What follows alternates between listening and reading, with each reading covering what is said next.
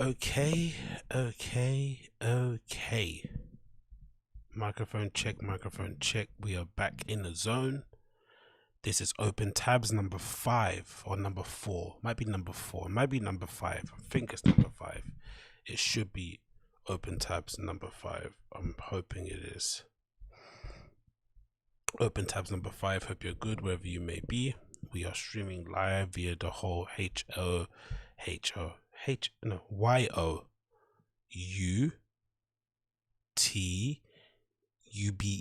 That's why we're streaming. The good old Your Chobo, the station. Your Chobo is where I'm repping. You know the vibes. You know the vibes. As per usual, if this is your first time checking out the show, make sure you smash that like button, hit subscribe, and of course leave me a comment down below. That'd be greatly appreciated. We move. What do we have here? Just make sure everyone's coming in and everyone's getting notifications. Let the numbers go up and stuff. Hope you're well. What are we? End of the week, innit? End of the week vibes. Weeks are molding and blending into one. Nothing actually feels like a week anymore. It just all feels like one long extended day.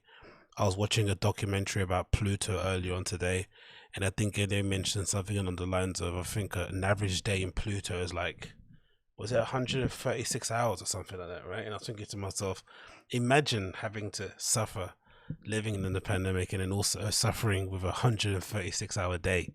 Like, it's bad enough for the days that we got now. Just imagine having to suffer for 136 hours. God almighty, mate. God almighty. I would not be too happy. And I'm sure most people wouldn't either. That's another bit of a bummer as well, isn't it? The old Pluto thing. Why isn't there life beyond this little planet that we live on, right? We send all these rovers up into space onto these planets to go and peruse around and bring us back some findings, and all they get is, at best is some rocks, right? Some great panoramic pictures, but we don't get any signs of like a massive dragon passing across the line of sight of whatever robot that's on that planet. We don't get any of that. If anything, we just get rocks. We get landscapes. We get little pieces of images that we can then use for our comic books and whatever it may be, but nothing more than that. That's such a disappointment. But hey, what can you do? As per usual, we are back in the zone, trying to keep ourselves entertained for as little time as we have available on this godforsaken planet. Okay, so what was I thinking about today? Number one thing that was really interesting. I was thinking to myself, we're going through a lot of things at the moment, right? And part of me sort of thinks a lot of it might have to do with our lack of religion, right, in the world. I think we've kind of all subconsciously or maybe consciously kind of backed away from religion in some aspect. We've probably overestimated our capacity to understand and deal with these complex issues that keep coming our way. And maybe the real answer is for us to seek assistance from the Lord above, or whoever that you pray to, in order for us to be able to see ourselves out on the other side. And what better ambassador than speaking to the Almighty God upstairs than this man right here? Methamphetamine! Don't do it! Fight against it with the name of God! Jesus Christ! Every time you want to do it, Jesus Christ! Jesus Christ! Jesus Christ! Methamphetamine, you're going down! Jesus! Jesus! We love you, God! Ah, yeah! Shield and faith of God to fuck against the pookie! He's the best. Jesus Christ, I love you, God! Jesus Christ! Jesus Christ! Who wants some chips? Jesus Christ, who wants some Gatorade? God bless you. Come on, Jesus Christ, bring it in one time. I love you. God bless you.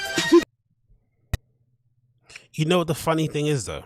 Take the piss out of this guy as much as you want. He's probably doing more for his local community than Gavin Newsom or whoever else is, perusing around the state of California. He's doing much more for those guys. Much more day to day, right?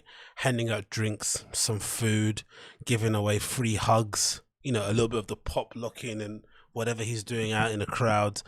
And again, his faith and his sanity is somewhat centered. No, his sanity is somewhat centered in this understanding or belief that he has in praying to the Almighty God. And I wonder if going forward we might see, you know, as much as everyone's predicting the roaring 20s, everyone's going to be gallivanting around, you know, swapping spit and exchanging STDs, there might be an opposite reaction too. There might be people deciding once the gates of freedom are reopened that, you know what, I want to just be reconnected to something. I don't want to be just living my life for likes and retweets.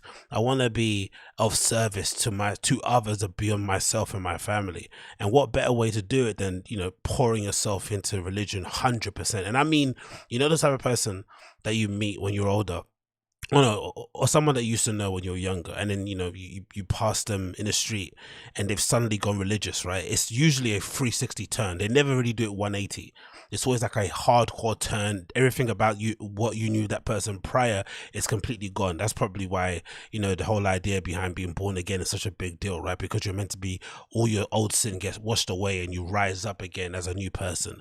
But usually those people are the ones that are most devout, right? They're the ones who usually, if you convert from, I say, anywhere between the ages of like 18 plus, you're most definitely going to stick with it for the rest of your life, because it probably came at a point in time when you needed religion the most, and then when it finally does appear and it's giving you all the things that you lacked, a family, great relationships, a purpose, direction, stability, it's very difficult to then turn back and go back to your old ways. So don't be surprised if post-COVID you see a return to people just going crazy. And like I said, you know, many babies will be born, or they are being born at the moment with lockdown, with people being indoors all the time. And there'll also be the opposite of people going out and people just deciding, you know what, I want to go to as many religious institutions as I can get my hands on to.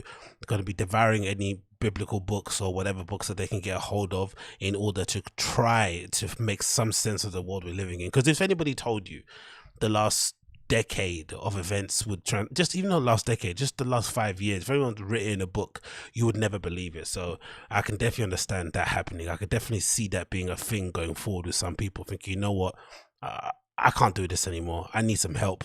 I need some assistance. And what better way to get that than by diving deep into the word, regardless of where it may be.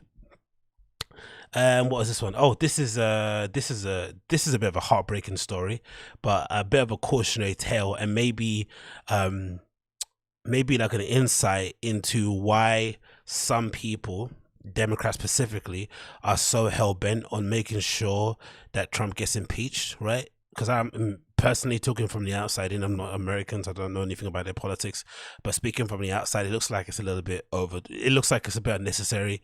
The guy lost, you know, he's out of office now, he's out of your hair, just kind of let him kind of pale away in insignificance and irrelevance. But I guess due to the incidents that happened at the Capitol building, they've left with no other option than to try and make sure that they seek the harshest punishment that they can possible, whether it's criminal, whether it's him not being able to run again, just so they can send a message out, just so they can say, hey, this is not cool. You should not be allowed to do this, especially if you hold, you know, the seat of the presidency. This is obviously a whole different issue, but it definitely goes to the idea of, like, even though you might be remorseful now and you might have kind of, you know, sobered up to the brevity of the wrongdoingness that you've done at the time, you still need to be punished. You still need to be held accountable for your actions. This is exactly kind of what kind of it reminded me of. So let's play the video quickly and then I'll talk about it as we progress. I do accept responsibility for what I've done. I know I was in the wrong. But I want you all to know that that is not me. That is not me. Tears and apologies as a woman behind this racially charged confrontation at a child's birthday party learned she'll spend the next 13 years in prison. Jesus Christ. This video shows what happened. People in trucks stopped near a house on Capitol Street in Douglasville where an African-American family hosted a birthday party. Yeah, the people in those trucks had Confederate flags flying. Police say they also shouted racial slurs and made threats against a mother and her son. Well, tonight, 2 people are heading to prison for violating Georgia's street gang terrorism law. Fox 5's Portia Bruner was in court for today's emotional sentencing. You have to be another level of a scumbag to decide to try and bully a child during their birthday party. Fair enough, right? Some would argue, hey, in the South, the Confederate flag has a whole different meaning. Whatever, cool. Let's just leave that to another day. Let's just imagine that the divisiveness that that flag causes, the pain that it causes some people, and then you decide to drive your pickup truck past that birthday party, shouting slurs, playing whatever music they were playing in the hopes of riling them up for a reaction. Now, as you saw in the beginning of the video, one of the ladies that obviously has been convicted, she's, as the reporter said, she got sentenced to 13 years in jail. She's obviously clearly remorseful. She might have been unlucky. It just might have been somebody that was in the truck, not really hurling abuse or driving it, or she just might have been, sort of convinced to go against her will. But still, a lesson needs to be learned here, right? Punishments need to be doled out, and maybe this is the future that some people in America are kind of pinning on and hoping Trump goes through. Now, obviously that's not going to happen because Trump and this lady are in two different tax brackets, and if from what I've seen from the outside looking in, even in the UK, it's basically the same, right? Your ability to avoid prison sentence is greatly improved by your bank balance and your connections. And having spent 4 years, in the United States, in the White House, Trump has probably bolstered his contact book. His contact book was probably decent prior to becoming president, but I'm sure post-presidency, he's definitely added a few people who were kind of, sympathetic to his cause, but weren't, willing to come up in front of camera and blah blah blah blah. So it's very unlikely he's going to see any prison time. But for sure, in terms of impeachments and making sure he doesn't run again, they're definitely going to be able to do that going forward. I definitely think they want to do that. I don't think they'll be able to. Who knows? But this is a mad story, man. But I do accept responsibility for what I've done. I know I was in the wrong. But I want you all to know that that is not me. Oh, yes, it is. Ray Norton was emotional as she's... Maybe it's just me, but whenever I see people sobbing like this, it always makes me laugh. I don't know what it is. Maybe it's like a nervous reaction because I'm kind of feeling bad for them, but I don't think it is. There's something about seeing somebody like face or look, like a grown adult sobbing like this, pure distress, fight or flight, trying everything you can to save yourself, knowing damn well that it's not going to help. It just makes me laugh. I don't know what it is. Oh, God. Kayla Ray Norton was emotional as she spoke to several of the family members who were celebrating a child's birthday party when this convoy of pickup trucks arrived bearing Confederate and other flags. Yo, you know what? You know what's weird, right? Is that Douglas County? I don't know what that is. I don't know if this is the video footage of the actual party because it says Douglas County up here. So this might be outside the courthouse. I'm not too sure. But why were there police officers outside the birthday party, protecting the family? But then they couldn't stop. I guess you can't stop people driving around in a truck waving a flag. That's not a crime. But Jesus, man, imagine living in a state like this where this is your daily occurrence. People driving past in pickup trucks and honking at you and shouting racial slurs. Maddening. 2015. This is a child's birthday party.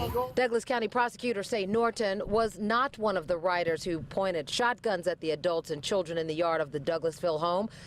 But David Amati says she was among many who hurled menacing threats while yelling the N-word. Should you go to prison for, look, again, speaking as a very, very dark black man, as you can see from the settings, you can only see me if I smile and shit. But should you really be going to prison for hurling abuse at somebody for 13 years? Now, whether it's racial or whatever, but just hurling abuse. Should that be enough to go in prison for 13 years? I think that's what they said in the beginning, didn't they? They said 13 years, right? I'm pretty sure. Anyway, let's continue. It doesn't matter. We'll blow the heads off of the little, and quote, the little can get one too. A Douglas County jury It's convicted heavy. the 25-year-old mother February 6th. She and Jose Torres were found guilty of aggravated assault. Can someone explain to me why, again, like, American white people are so weird, isn't it? Jose Torres, possibly a Hispanic dude, right, is comfortable shouting racial slurs at other minorities, even though in the eyes of some whites, he's a minority that they wouldn't, pick off the bottom of their boot. It's so odd, so bizarre. But then it's true. I remember watching this video like report about I'm gonna say it was somewhere. I'm gonna say it was Honduras. That might be that Central American country. But I remember watching some report, and there was like it was like a show similar to like Judge Judy from that country, from Honduras, and I guess it went viral because there were two families on there, and one family had basically, you know, left dog shit in the other neighbor's garden and whatever it may be.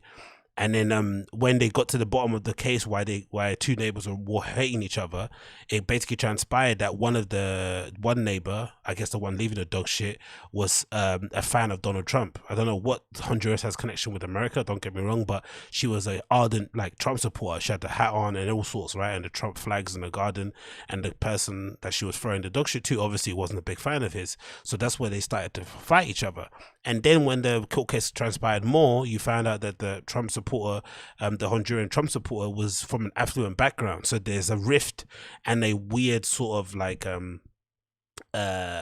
beef that goes on in Honduras between people that have money and people that don't, and also people that share different political leanings. And also on top of that, the lady that was getting shit thrown into her garden was of a darker skin complexion, so she was getting more of abuse. So it was really odd to see that there's this odd infighting that occurs within these countries where most likely from the naked eye you couldn't differentiate. You would probably wouldn't be able to tell, unless you could tell from their clothes, who the person from a more wealthy or affluent background was in Honduras, right? But then that is also echoed in America for some reason, where if as long as you're fair skinned, even if you come from, you know, a Latin country, you somehow think that you have more in line with people that share these sort of quasi racist views about other minorities, and that they are somehow sympathetic to your cause. When it's like, not really, mate. Just because you look fair, it doesn't make it easier for you. And as it's been proven, isn't it, with this case? Assault, making terroristic threats, and violating the Georgia Street Gang Act. Prosecutors say about 15 people, several with pointed guns, were riding through town that day under the name Protect the Flag. Aisha Bryant was at that party with her 3 children and other loved ones. If only some of these people could love their flags as much as they love their own families, isn't it? Some of these people are absolutely batshit insane.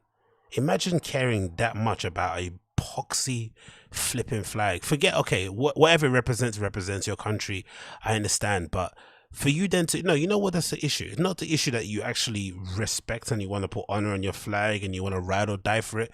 It's the fact that you impose whatever strong feelings that you have towards that flag to others, or you use it as a weapon. Like, that is so bizarre. It's really interesting that happened. And again, maybe it's the consequence of just being overlooked, right? I guess in some respect, because I finished watching this movie called Hell Have Fury. It's really good, right? It's kind of about these two brothers, downbeats, who are from Texas, who go around robbing banks and stuff, right? And it's a really cleverly done in terms of how it tells a story of how these two brothers got there without going too much into flashbacks. You just get a good idea of like kind of what brought them to that point where they have to go around robbing banks. And it's really eye-opening in terms of like, you don't really see a lot of movies. Is that good? You don't really see a lot of movies of like white pain, like of what it is to be a forgotten member of society, like working class within certain parts of America, right? It's just a story they don't really tell too much. You don't really get Southern voices on most TV. Like even in the UK, we have a big issue with people going on television. You know, the amount of people that get their nose and their bums in a twizzy when someone goes on TV and they've got a bit of a London slang or something, right? Or they speak with that Essex accent, or they speak with a northern accent. They get really odd and twitchy with it, which is odd. And usually those people are from, you know, humble beginnings, working class backgrounds. So there might be something in it where you just feel so forgotten about that you just want people to remember that you're still alive. That might be part of it, right? You're just like, hey, I'm still here.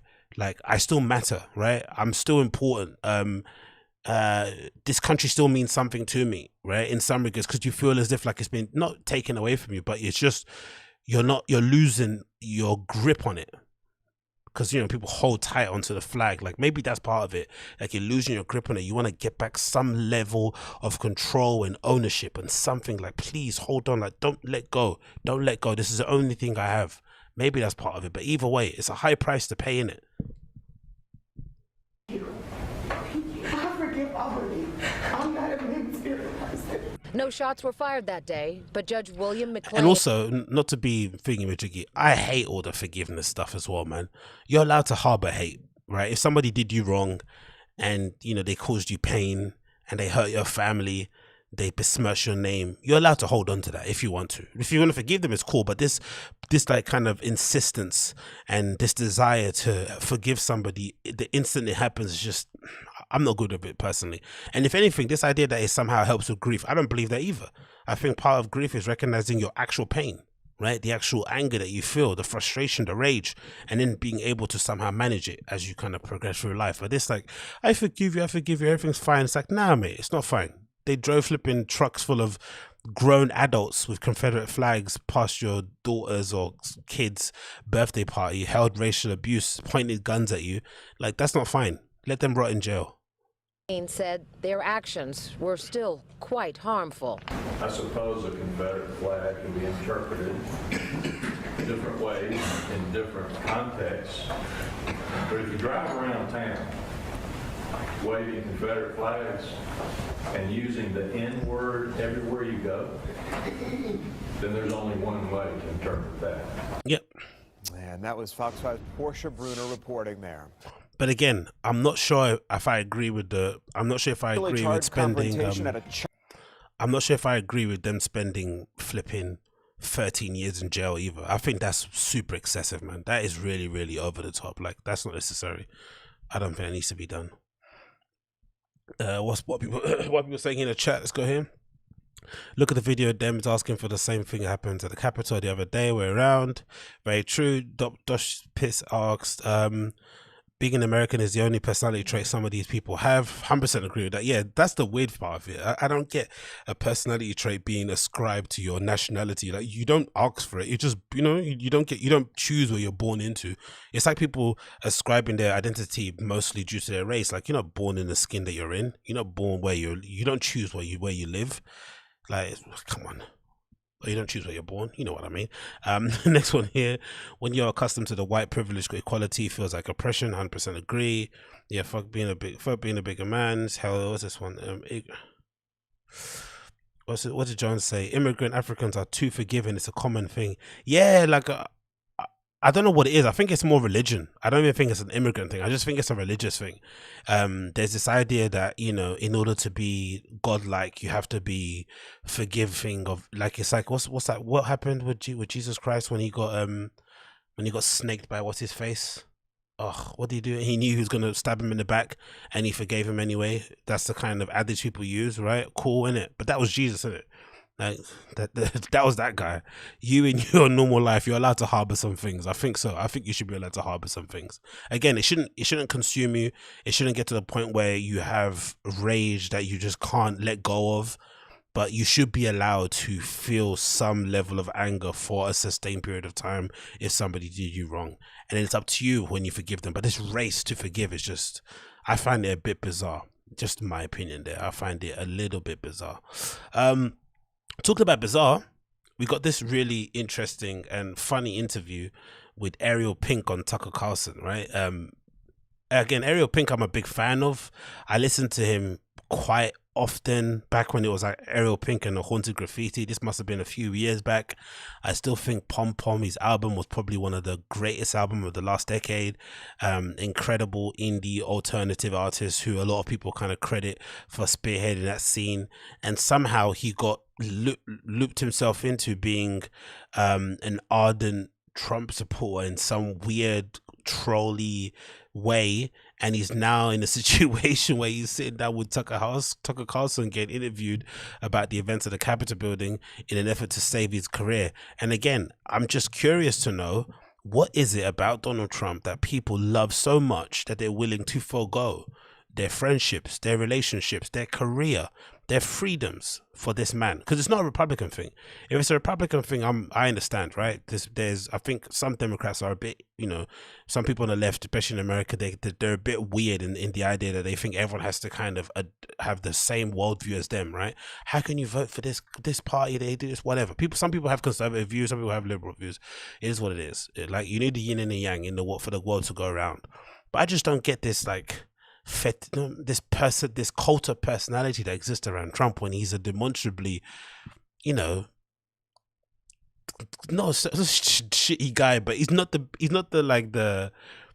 guy that, you know, you would want to introduce to your flipping grandma, is he? Do you know what I mean? That's the kind of thing I get. I just don't get it. There's nothing about his personality, even prior to him being president, right? When he was the toast of the town, everyone in Hollywood loved him, but they loved him because he was this brash sort of like avatar or archetype or like stereotype of like a brash, flashy, obtuse businessman, right? That's what they liked about him. They didn't like that he was charismatic or that he had wit or that he was innovative and creative in his thinking. It was just because of what he represented and what he kind of looked like. And then of course, once he kind of decided to go into the White House, things changed and the narrative sort of like, you know, was changed along with it. But it's just odd. I just really don't understand what is it about this guy that people are so willing to die on his hill, especially when he does nothing for them. Like, fair enough, if you're in the top 5-10%, you know, maybe the tax breaks are going to help you a long way, blah blah blah. But if you're just a working class person who's just trying to make ends meet, I don't see what anything he's trying to sell you is in any way worthy of like throwing your life away, especially if you're Ariel Pink, right? Where you would imagine most of the kind of indie alternative crowd are left-leaning, if not liberal, if not centrist, right? But they're definitely on the left-hand side of the political spectrum. This is the kind of textbook way of just killing your career, because especially nowadays, people aren't really willing to separate your art from you as the artist, right? They want it's a total package. So if you do something that goes against their worldview, then they will just write off everything else that you do. So I really don't get this. But anyway, this is Tucker Carlson sitting down with, this is Ariel Pink sitting down with Tucker Carlson, trying to explain away his love for Trump and also some of the events that occurred at the Capitol building. So you're an artist. Artists do transgressive things. You did the most transgressive thing. You came out as a public Trump supporter, and then you went to a Trump rally. What happened next? I went to the White House to see our president and went to the hotel, took a nap, end of story. When did you find out that your career had been destroyed? Well, about 2 days. All right, Tucker, calm down as well. Tucker is trying to get a soundbite in it. He's trying to goad him into one of these this reminds me of those kind of early 2017-18 conversations where somebody would get cancelled and the only place that would interview them would be some right-leaning station like Fox News, and they try and get some soundbite about how the world is changing and you can't have free speech. Like, no, let's relax. Ariel Pink went to the Capitol building to troll. He went to get some attention. It backfired, and now he's sat here with is that a Jewish pendant around his neck, right? Yeah, isn't it? Trying to gain sympathy from an audience that didn't even know he existed 10 minutes before this. Days later, by that point, my label had written me already, to inform me that they were getting a lot of heat and a lot of backlash. I didn't even know he signed to a label. I thought he was independent, had his own thing. So this dum-dum who makes really niche music for a very niche audience, right? For people who predominantly, even though they might be secretly conservative, they definitely kind of outwardly say they're liberal, right? He signed to a label, right? And he decides to go to the Capitol building. Like, what did he expect? Like, some of these people, they had no exit strategy. They had no plan in place as to what happened after the protest. It was just, let's go there, let's kick a few papers around, let's steal Nancy Pelosi's shoes, take a pulpit, and then do what? Yes. For supporting me, and they reassured me that they were not going to drop me. They always reassure you first, don't they? And and I was just like, I didn't make any apologies. I felt like I hadn't done anything. So, but these articles obviously placed me at the siege.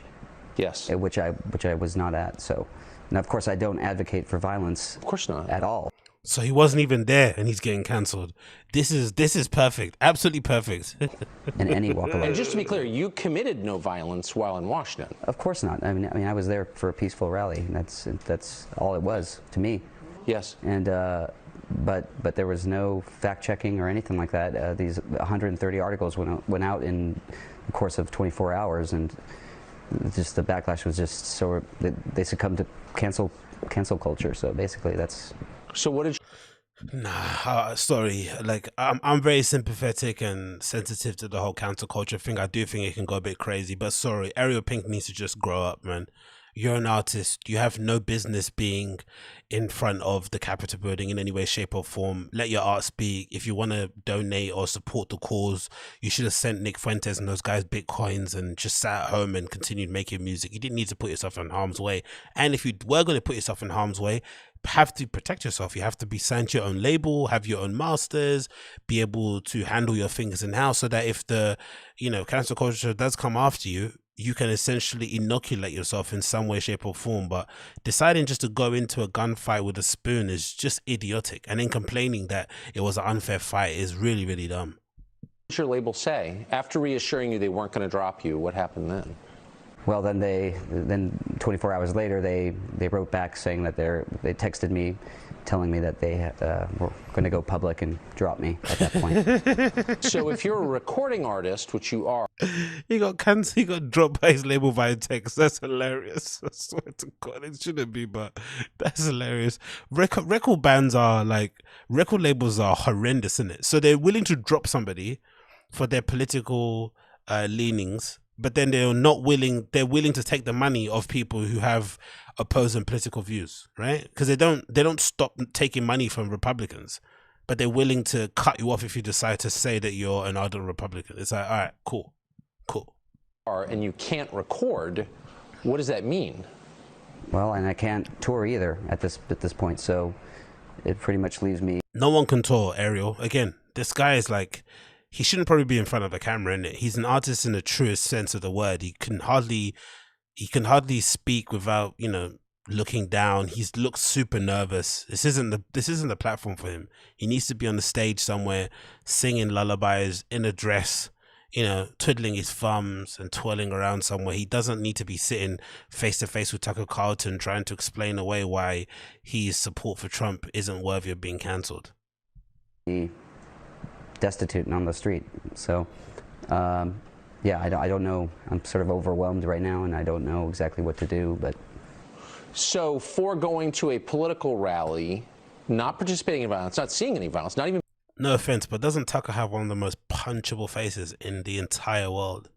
Maybe next to like Sean Hannity. Like, doesn't he have a face of somebody you just want to just ram into the side of a concrete wall again and again and again? No, or is it just me? Maybe it's just me. Being aware there was violence when you went to bed in your hotel, for that your career disappeared in one day. Yeah, that's your livelihood gone. Yeah, that's and no. Tucker's fishing as well. Your livelihood gone, right? Yeah, yes, Tucker. That's what it means. If you get cancelled and someone drops you from a label, potentially your livelihood is gone. No apologies, no support. My family's been getting death threats. They don't even know that I'm here. I had to sneak away because they were so terrified of me coming on TV. They've been getting it all week. Me too. The hate is just overwhelming, and there's new articles being written. Just people are so mean. He counted every single one of them before. 136 articles. The hell is overwhelming. What did he expect, man? Honestly, some of these people are just so brain dead, man. I honestly don't like. Part of a troll, right? Part of being an expert troll is having an exit strategy, is having in mind a plan of action. Once I do this, it's going to cause this reaction. And when that reaction happens, I've got one or two of these other actions that I can take, which might lead to one of these two outcomes. That's what an expert troll does. It's like the part of the fun of being a troll is that essentially you're winding people up and you're kind of leading them down your path of traps. And every time they get outraged, it's bringing you joy because you already knew this was going to happen. That's part of the joy of being a troll. You don't just be a troll by just saying wild shit, then complaining when it gets a bit crazy and sticky, and then kind of throwing your head up in the, oh my God, like, come on, guys. Like, that's not, I don't know what that is, but that isn't a troll that I'm used to. Or the ones that are kind of operate at the highest levels. You know what I mean? This is just some like weirdo shit, really. You've lived in this country all your life. Do you recognize it? Not at all. Look at Tucker feeding him lines. Look at his face. Not at all. I mean, I'm terrified. I mean, this is what I voted against. Right. I mean, I didn't vote so much for Trump as against cancel culture and this environment that's been blazing for about 4 years, but is about to. What? A vote for Trump is a vote for cancel culture. That might be one of the most. That is the antithesis of an oxymoron, isn't it? Cancel culture. A vote for Trump is. My mind is hurting. How is a vote for Trump anyway indicating that you're voting against cancel culture? Okay, guess what? Ramp up and get even worse. So I'm just so struck by the fact that you are not a political person. You did not sign up for this. Are you worried that it will destroy you as a person? No, I'm not so worried about that. I mean, I've been canceled before. I've been canceled many times. I know how the whole thing works. It doesn't really. So why are you sat here looking all disheveled, like you haven't showered in 7 days, twitching and fretting and wearing your little good luck symbol around your neck, mate? Come on. Affect my ego. Yes. Which isn't to say it doesn't hurt my feelings. It does. Yeah. But I know that it's not real. So I just I've got family. I've got a small group around me that sort of keeps me centered, and I also believe in myself. I know I didn't do anything wrong, so there's no reason why I should. I don't get it, man. I really don't get it, man. Ariel Pink is talented as fuck, man. One of the most talented creative artists in his genre or in his field. I just don't understand why he'd want to put himself in such harm's way. He could have easily just donated a couple of coins to whatever cause that was deciding to go to the Capitol building and protest. He could have donated some coins to some of those, Groyper-esque sort of political figures online and shit and sent them some money. He could have supported them silently that way. Even release an EP, maybe shouting them out, whatever. But lending your voice to all this stuff, associating with anything to do with it, standing next to it, being adjacent to it in any way, shape or form was always going to end in tears. Always. Especially in a genre where most people are left-leaning. Most people have political views that are directly opposite what his are. It's like, why would you do this? And also, he's signed to a label. He doesn't even have his own little mini label that he runs himself, that he's sort of signed himself on with other artists. No, he's signed to a major record label. And he thought he could get away with this. This is legitimately one of the most insane things I've seen. But also, maybe he wanted to get out of his contract. Maybe this is just a clever way. He sort of did the whole Frank Ocean thing where he kind of, did a little what do they call it? Did a little hoodwink. What's not hoodwink? What is it? It's a term when you basically dupe somebody, right? Whatever that term is. He's basically might be doing that, trying to purposely get out of his deal. And maybe it works, maybe it doesn't, but god damn it, this sounds like an insane strategy. But what can you do, man? This media game is maddening. Talking about media game, this headline from The Guardian infuriated me, and it's part of the reason why I think the media has just as much to blame for the division going on in the world right now as people getting roped into certain political factions. Look at this headline, right? This is from The Guardian, right? Boris Johnson, the Prime Minister of the UK, raises fears of lockdown in England continuing into summertime, right? We're in a national lockdown at the moment. It's our third one. Everyone's basically going stir shit crazy. I am too. Here I am live streaming on YouTube at 1:30 in the morning in the UK. I'm obviously suffering from some sort of mental imbalance. We're all going through it. So to put out a headline like this is very inflammatory and just is the antithesis or the height of scaremongering, right? There's nothing else that you're trying to achieve here than to scare your populace into hiding away at home, into doing everything that they can to kind of ring the alarm for further lockdowns down the line, which for some reason we've now discovered are not beneficial or not productive or useful, especially this far down that the virus has spread, right? So this is the headline that you got, and you're thinking to yourself, did Boris Johnson actually say that? No, he didn't even say that. Look at the actual quote. So this is the headline, right, from The Guardian. Boris Johnson raises fear of a lockdown, but look what he actually said. His actual words were this, right? So let's start with this paragraph, right? It says, but with the 1,290 more UK deaths on Thursday, fears that infection rates in England might not even be falling, and the continuing spread of the new and more infectious COVID-19, Johnson was notably more cautious about lifting lockdown than he previously has been. He was cautious. And his exact quote, right? Look at what they said as the title. Johnson fears a lockdown to continue until summertime. And what he actually said was this: I think it's too early to say when we'll be able to lift some of the restrictions. When he told reporters during a visit to the flood-hit Didsbury in Greater Manchester when asked about the mid-February target, he said, I think it's too early to say when we can lift the restrictions. He didn't say we're going to go into summer. So these dipshit journalists are just trying to, you know, generate clicks and scare us in this situation where we're already fearing for our lives, fearing for the safety and the safety of our families, making sure that we have roofs over our heads, making sure that we have jobs to go back to, and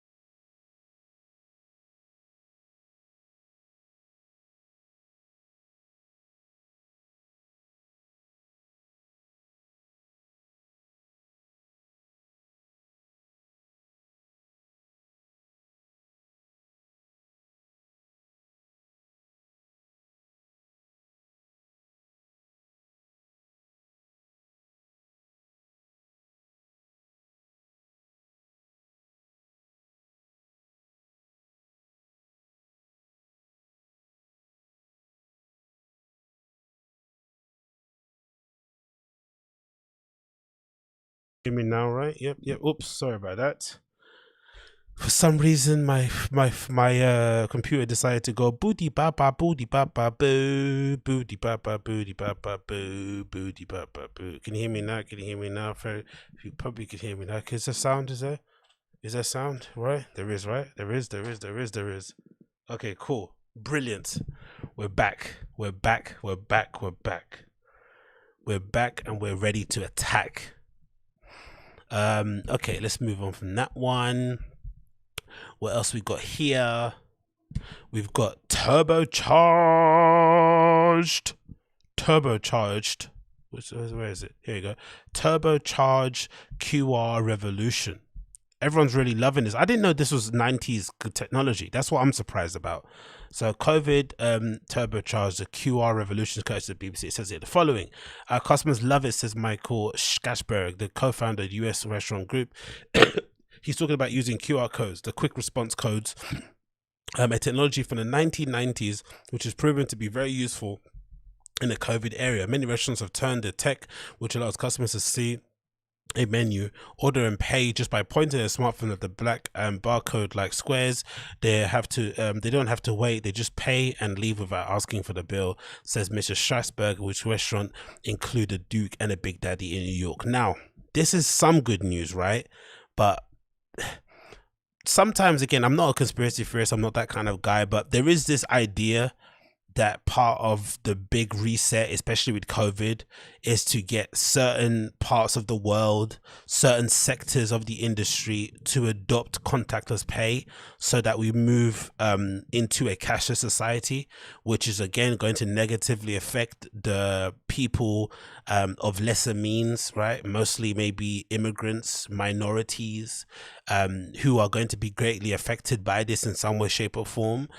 You only have to go to parts of Southeast Asia, Central America, South America to see that the use of tapping your debit card or paying with a credit card in most shops isn't the most widely used thing. A lot of people still prefer to use cash, right? Cash is king in most of these places that you go and traveling. I know when I've been to places in Southeast Asia, South America, even when you go to places like Berlin, right, they still favor the use of actual money, right, in shops, giving them hard cold cash money. So this kind of this kind of push and these sort of puff pieces, right, from the BBC, this sort of weird psyop propaganda where they're kind of telling you that this technology is somehow revolutionary and it's welcomed by all these businesses, is a little bit deceptive, and also doesn't tell the bigger picture, doesn't tell the story altogether. Like, how I'd love to know what the little lady that sells roses in the middle of Mexico City, how she feels about these QR code things. I'd like to know the guy that's selling leather wallets in the Bali's market somewhere, how he feels about this sort of thing. That's what the people are really going to be affected negatively, and you affect them negatively, and you basically in fact, you know, disturb the ability for the entire family to put a roof over their head and food on their plate. So it's a little bit disturbing, but we continue. QR codes were invented in Japan in the mid-90s to track components in the car production. They can also hold a massive amount of data compared to the standard barcodes, up to 2,500 numeric characters compared to the barcode that's 43. That means really useful information, including names, locations, websites, addresses, can also be reliably and cheaply held in one box. And reports say that Apple could be giving the format an upgrade with dots, circles, and squares instead of the current blocks. QR codes are enjoying their moment in the sunlight thanks to the ability to connect the digital world to the physical. Since the outbreak of the pandemic, many pubs and restaurants quickly installed the QR codes and systems. Now, again, I'm not going to be a race guy, but look at the people that they're featuring on this thing, right? Look at the business owner, right? The business owner is somebody that you would probably imagine is probably faring pretty well in the post-pandemic world, and his ability to kind of iterate on some of these issues, right? Again, not a race thing, but that big reset situation that they keep talking about, there might be some truth to it. It continues here. It says we now have 5 years of future technology was accelerating at a pace of 5 months. Pharmacies are also using QRs, machines, and payments. Through the partnership, the code is scanned during checkout, and customers simply open either PayPal or Venmo mobile app and click on the scan barcode and then select the show to pay option. Customers need to be able to use PayPal and Venmo, or they can use their debit cards. The QR code checkout process pulls funds needed from the purchase from the customer's PayPal account. There we know that. Several startups are using QR codes for retail storefronts. Stockholm-based Ombori invented this great technology which allows retailers to have digital screen displays of QR codes and offers passers-by the opportunity to purchase items from the street after viewing photos or videos of them. So again, I get it, I understand, but this is something to maybe keep an eye on in terms of how things are changing, and it may not necessarily be for the benefit of everybody. It might be for the benefit of a few. Okay, let's move on. Get rid of that.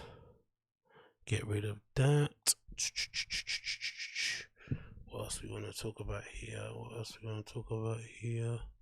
Let's get rid of that. Okay, let's go here. What have we got here? Ooh. Yeah, have you got... This is a funny story. So, I'm not sure some of you saw, but on the timeline, actually, let me quickly see what's people saying in the chat. Yeah, back now fix. Yeah, thanks a lot. To be honest, the garden is just a clickbaity, but looking at Boris' past comments, it's actually plausible that lockdown will continue in the summer. Mate, the Albert Show, don't tell me that, please. I'm trying to be optimistic, man. I don't want to...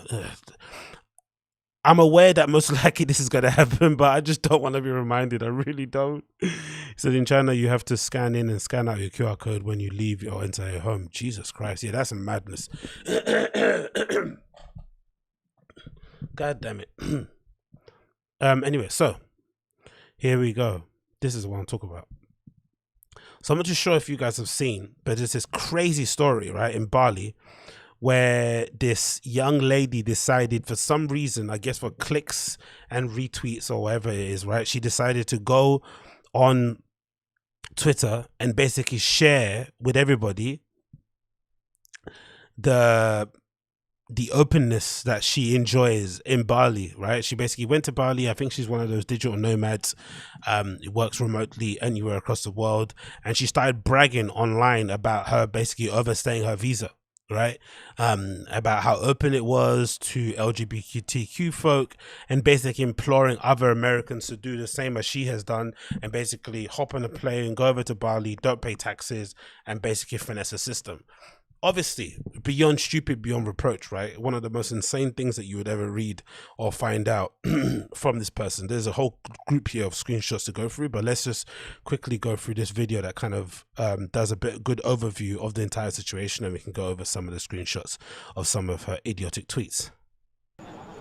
An American who calls herself a digital nomad is being deported from Indonesia after her tweets sparked a social media backlash, alleging a lack of cultural awareness and apparent Western privilege. Kristen Gray described the island of Bali as, quote, LGBT friendly, even though the LGBT community in Indonesia, a Muslim-majority country, has faced discrimination and a lack of acceptance for years, and sometimes violence. In a series of tweets at the weekend, Gray wrote about the perks of her life on the tropical island with her girlfriend. The island has been amazing because of our elevated lifestyle at a much lower cost of living, she wrote, showing a picture of her light-filled $400 treehouse. Being a digital nomad is everything.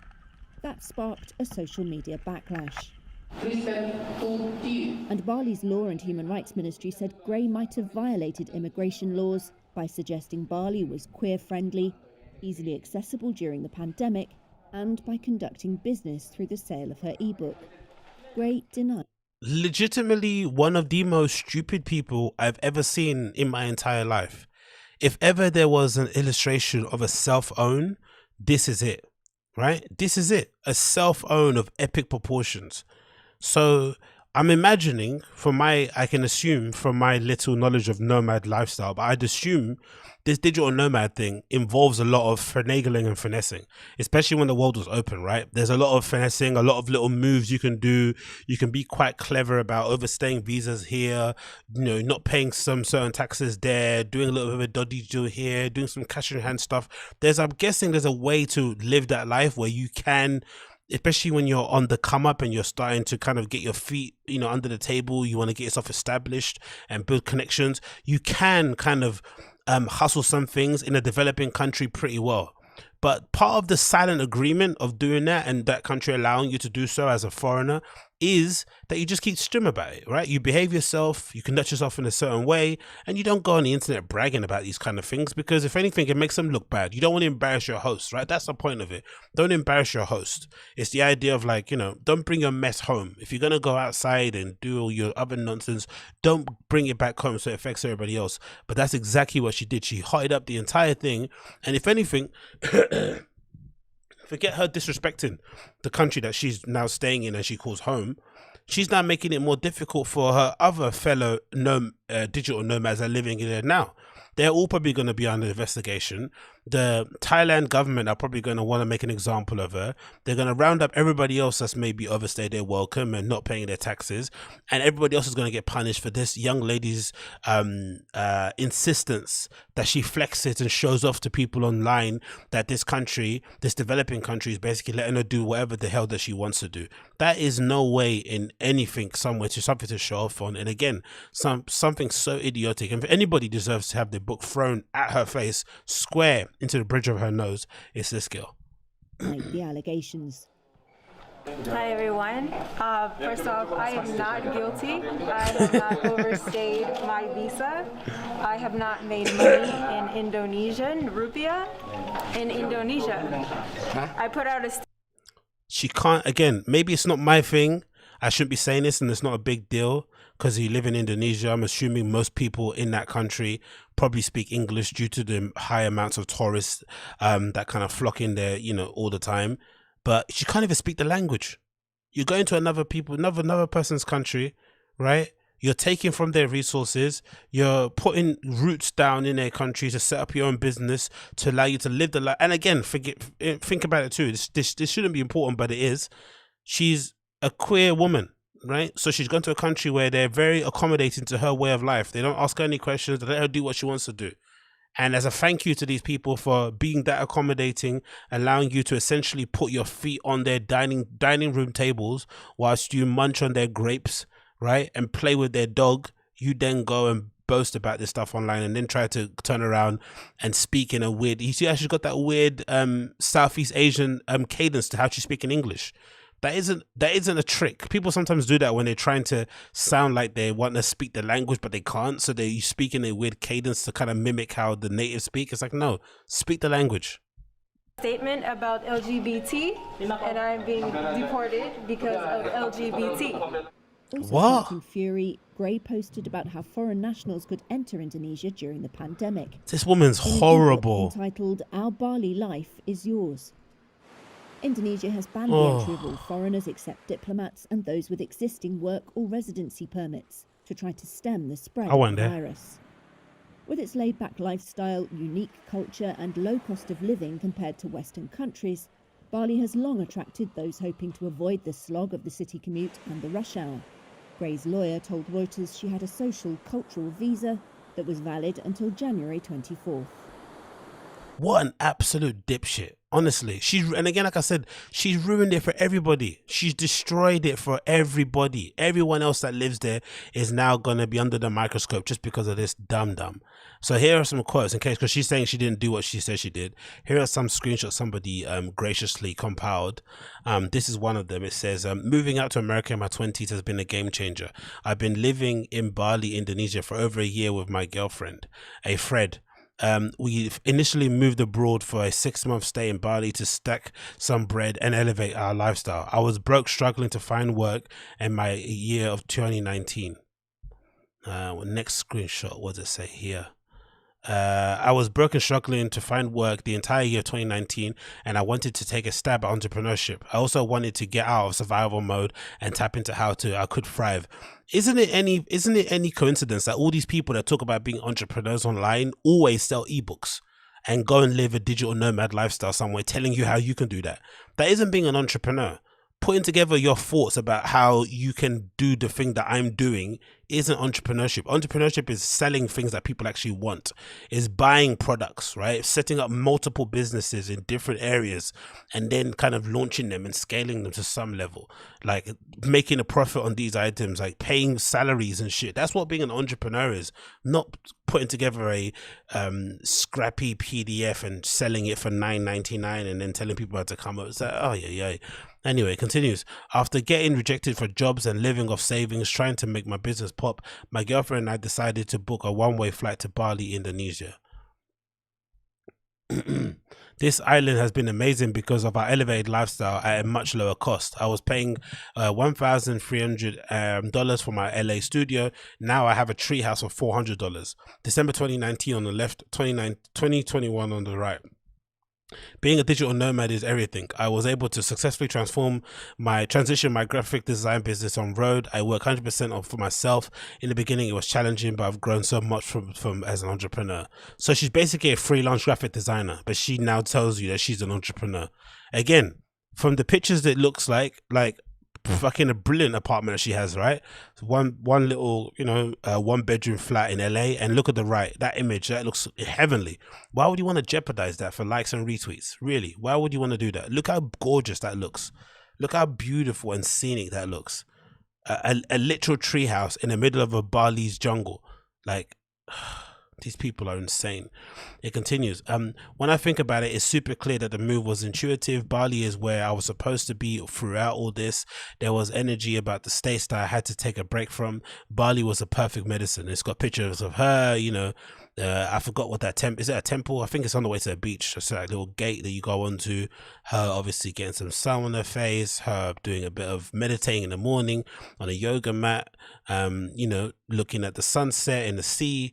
It continues here. It says, in March, when the pandemic hit, our 6-month plan went out the shadows. We decided to stay in Bali to wait it out, quote unquote, and we've been here ever since. So obviously, illegally. Some major benefits of moving to Bali: safety, low cost of living, luxury lifestyle, queer friendly, and black in Bali community. What does that mean? What does being black in a Bali community actually mean? I'm curious about that one. Let's see. This is another screenshot. Black in the Bali's community said there's a whole community of black folks on the island. This was taken after the murder of George Floyd. We met up in the community to love on each other. Some of these people are awful, man. They're using the death, right, of an innocent black man slain as a way to what?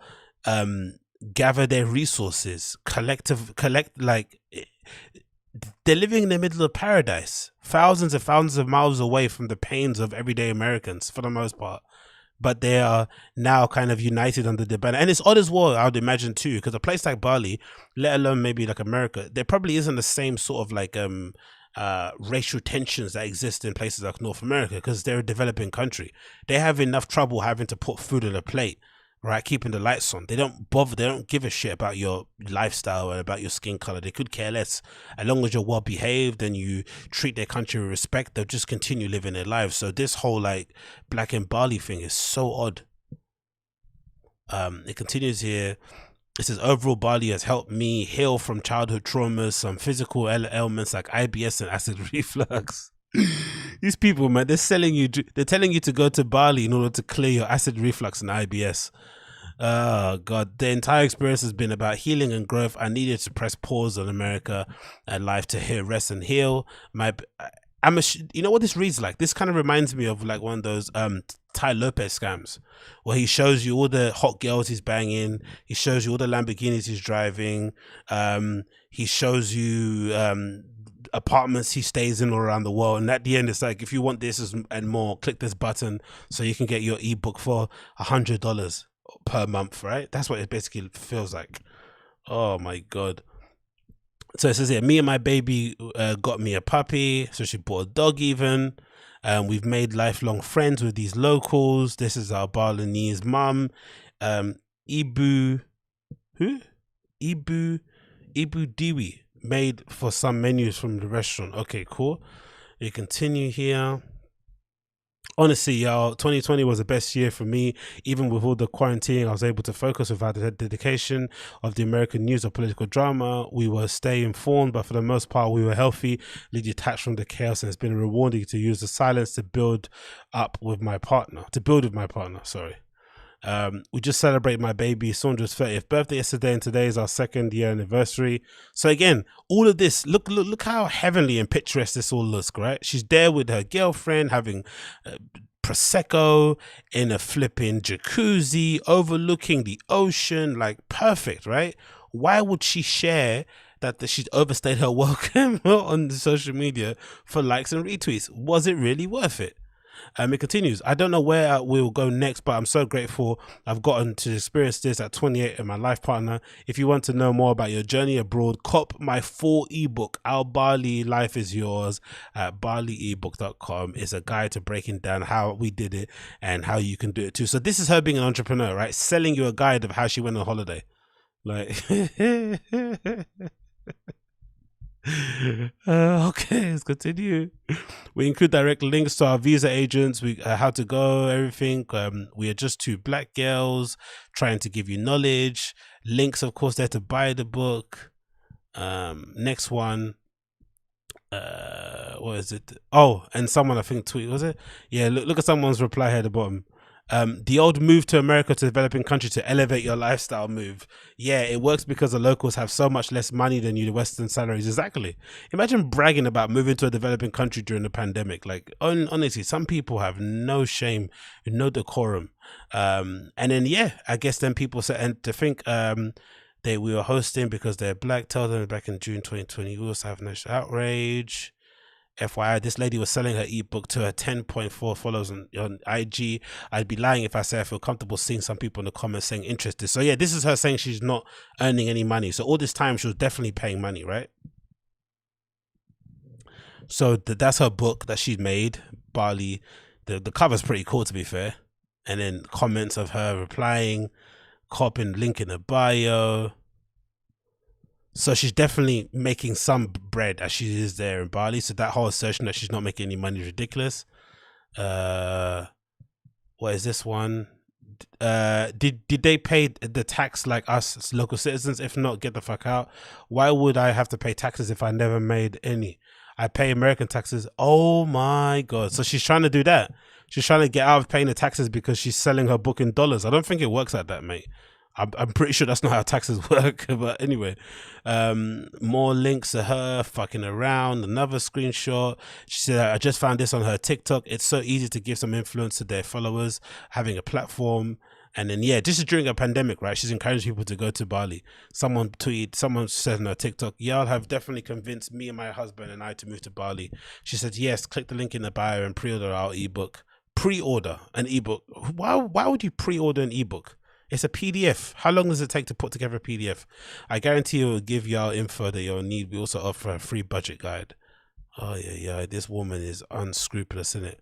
So, yeah, typical. And then I think this young lady rounded it up pretty well, actually. Let's play her.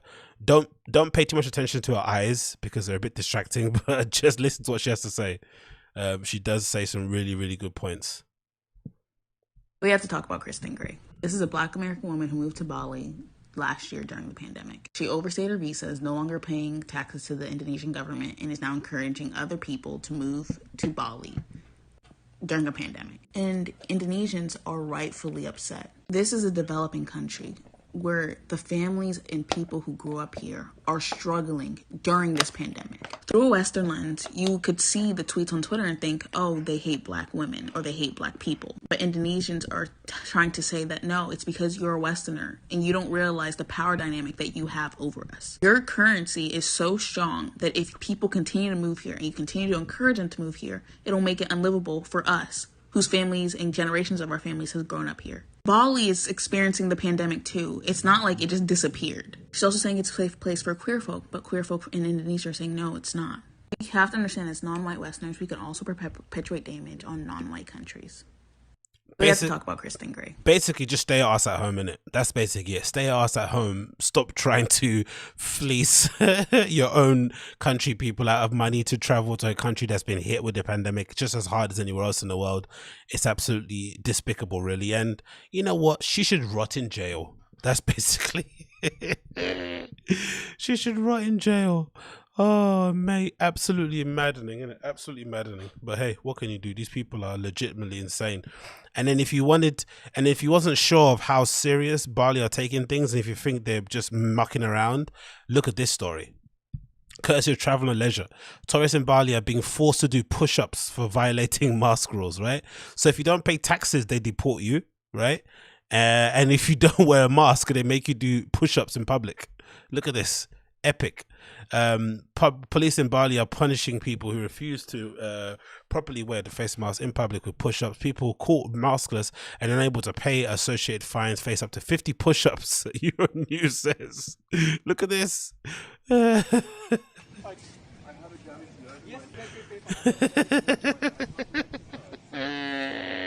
must be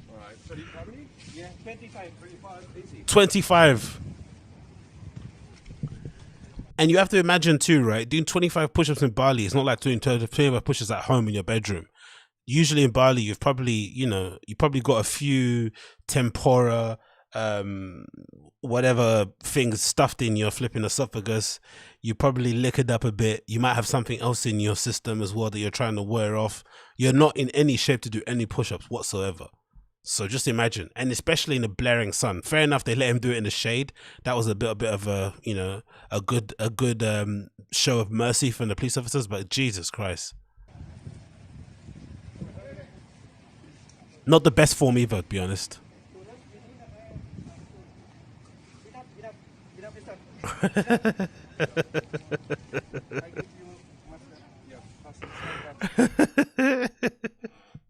They make you do push-ups and then they give you the mask to wear. Oh.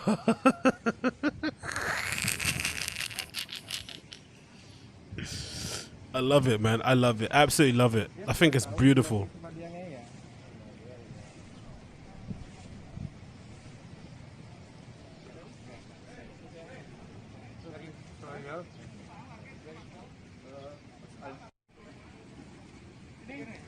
Look at this. Look at this.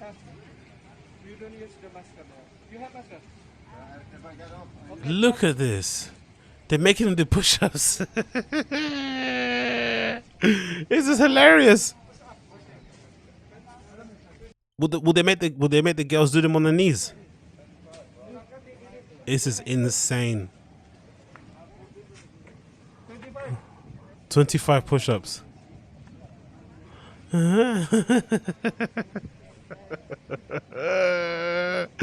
This is so embarrassing. Oh, I love it. I love it. We have regulation about that masker. But if the people, you don't use the masker. That's incredible, man. Legitimately incredible. I wish we had some of that stuff going on in the UK. I really do wish we had some of that going on in the UK. Oh my God. What an absolute joke show. What an absolute joke show. But what can you do? What can you do? What do we have here? Oh, we have this report. I'm sure some of you guys have seen this right already. This is courtesy of the old Worldstar Hip Hop. Some guy ran off with £200,000 in cash from an armored truck. Well, new this morning, police are searching for the man who robbed an armored truck in the Bronx. Video shows the suspect running off, his arms filled with bags containing $200,000. It happened yesterday afternoon on East 167th Street and Girard Avenue in the Concourse What a dream. section. The man pushed the armored car worker who was unloading cash from the truck before taking off with bags. All he did was push her on the floor, push to a person on the floor. You know, usually in these movies, they try and tell you you're meant to do some like convoluted approach where you, what you call it? Where like you do this huge plan and you take this down, you do this, you do whatever. The guy just pushed whoever was unloading the trucks down to the floor and just took off with the bag. And luckily the bag had contained quite a lot of big notes, whatever. 200,000, 200. So far, they haven't caught the person. I don't think they've got an idea of who it actually is. Luckily, I'm going to say it was somewhat planned because he was wearing clothing that allowed him to basically cover his entire face, right? I think if it was somebody else on the street, you wouldn't, you know, it's not every day you wear a hoodie or you've got like something to put over your face. So he was probably somewhat prepared to kind of just take a chance on it. Especially maybe considering the times we're living in, there's not a lot of people outside. Maybe the armored security truck people's sense of, alertness has kind of gone down somewhat. But God almighty, what a lick. What a lick. Look at that. And even the way he's running, you can tell that's like pure bliss. That's like, oh my God, like he's running on clouds right now. Look at that. That's cloud running. That's like, oh my God, I can't believe what I just did. So successful. But again, I'm not too sure. Are the notes going to be registered? Can they trace them? It's very unlikely that somebody that robs a bank gets away with it, right? It doesn't really happen. You don't really hear people. Well, no, let's correct that. You hear people getting caught because the bank wants to let you know. But I wonder if he can get away with something like this, if that's possible, or whether he would have to kind of clean the notes somehow, right? I would imagine that'll be it. Look at him. Look at that. Like he's carrying a newborn baby back home. Like he just rescued his daughter who got abducted by a gang of human traffickers or something, right? And he just slain them all, and then he's running away back home to take his daughter back to his wife and say, hey, here's our baby. She's back in our arms again. Look at that. A whole bag full of cash. It's heavy as well though. It looks flipping heavy. And you wouldn't want to carry that onto a public. That's the thing though. You want to get away from the roads as soon as possible. You don't want to be on public roads carrying a bag full of cash, because I'm sure it's got some sort of markings on it that make it super obvious that you're carrying a £200,000 worth of cash inside your hands in it. You don't want people to see you holding that shit. No way. Oh my God. What a lick. What a lick. Especially during the pandemic, innit? Like this is one of the rare times where legitimately no one is going to call the police on you, right? No Karen is going to like say, hey, look what he did. They're just going to be like, you know what? Salute to you, sir. Keep it rocking. Keep it rocking. Look at him. Look at that bop. That's joy there, isn't it? That's happiness. That's blissfulness. That's bags. That is the definition of bag secure, isn't it? Securing a bag. That is it. That is it. That is it. Let's go to chat, see what you guys are saying. What a go. That's a W. Let's say here. What a lick, exactly. Big ups to him. He deserves every penny. Cloud Walker, yep. Use the money to buy him drugs. I don't know. Maybe he's going to use that money to give it to charity, innit? What do you think? Cloud Walker, he just got the bag like he's still in candy for a baby. Exactly. God bless that man that he running around with Bali. Yeah, exactly. I don't think exactly. I think he was somewhat prepared. I don't think you just have a balaclava in your back pocket waiting for somebody to make a mistake. I don't think that necessarily happens that way. What else do we have here? Wear your mask or else. I haven't actually seen this video. Let's just play this. Let's see what this is saying. Put this big screen and play. Oh, this is India. This is somewhere in India. I guess it's a different approach. If you don't wear your face mask in India, look what happens to you.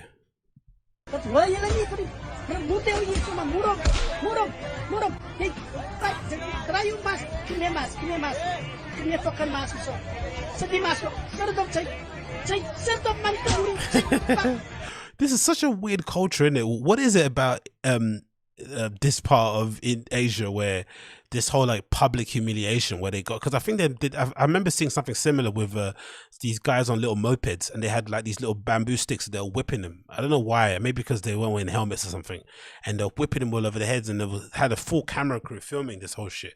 I'm not sure what it is about this country that or this part of the world where public humiliation is like a good way to get people to do what you want to do. It's very, very bizarre. Do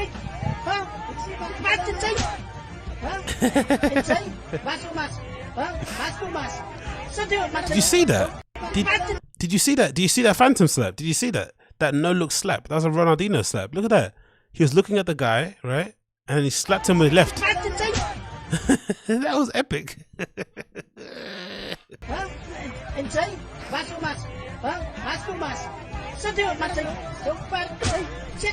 Oh my god. Maybe it's not real. It looks a bit highly done. Maybe it's not the realest thing and I'm getting duped, but it's still really, really strange how that's like a thing that they do over there. Publicly humiliate each other for the lols. I don't really understand that one. What else is going on here? Oh, this is interesting development.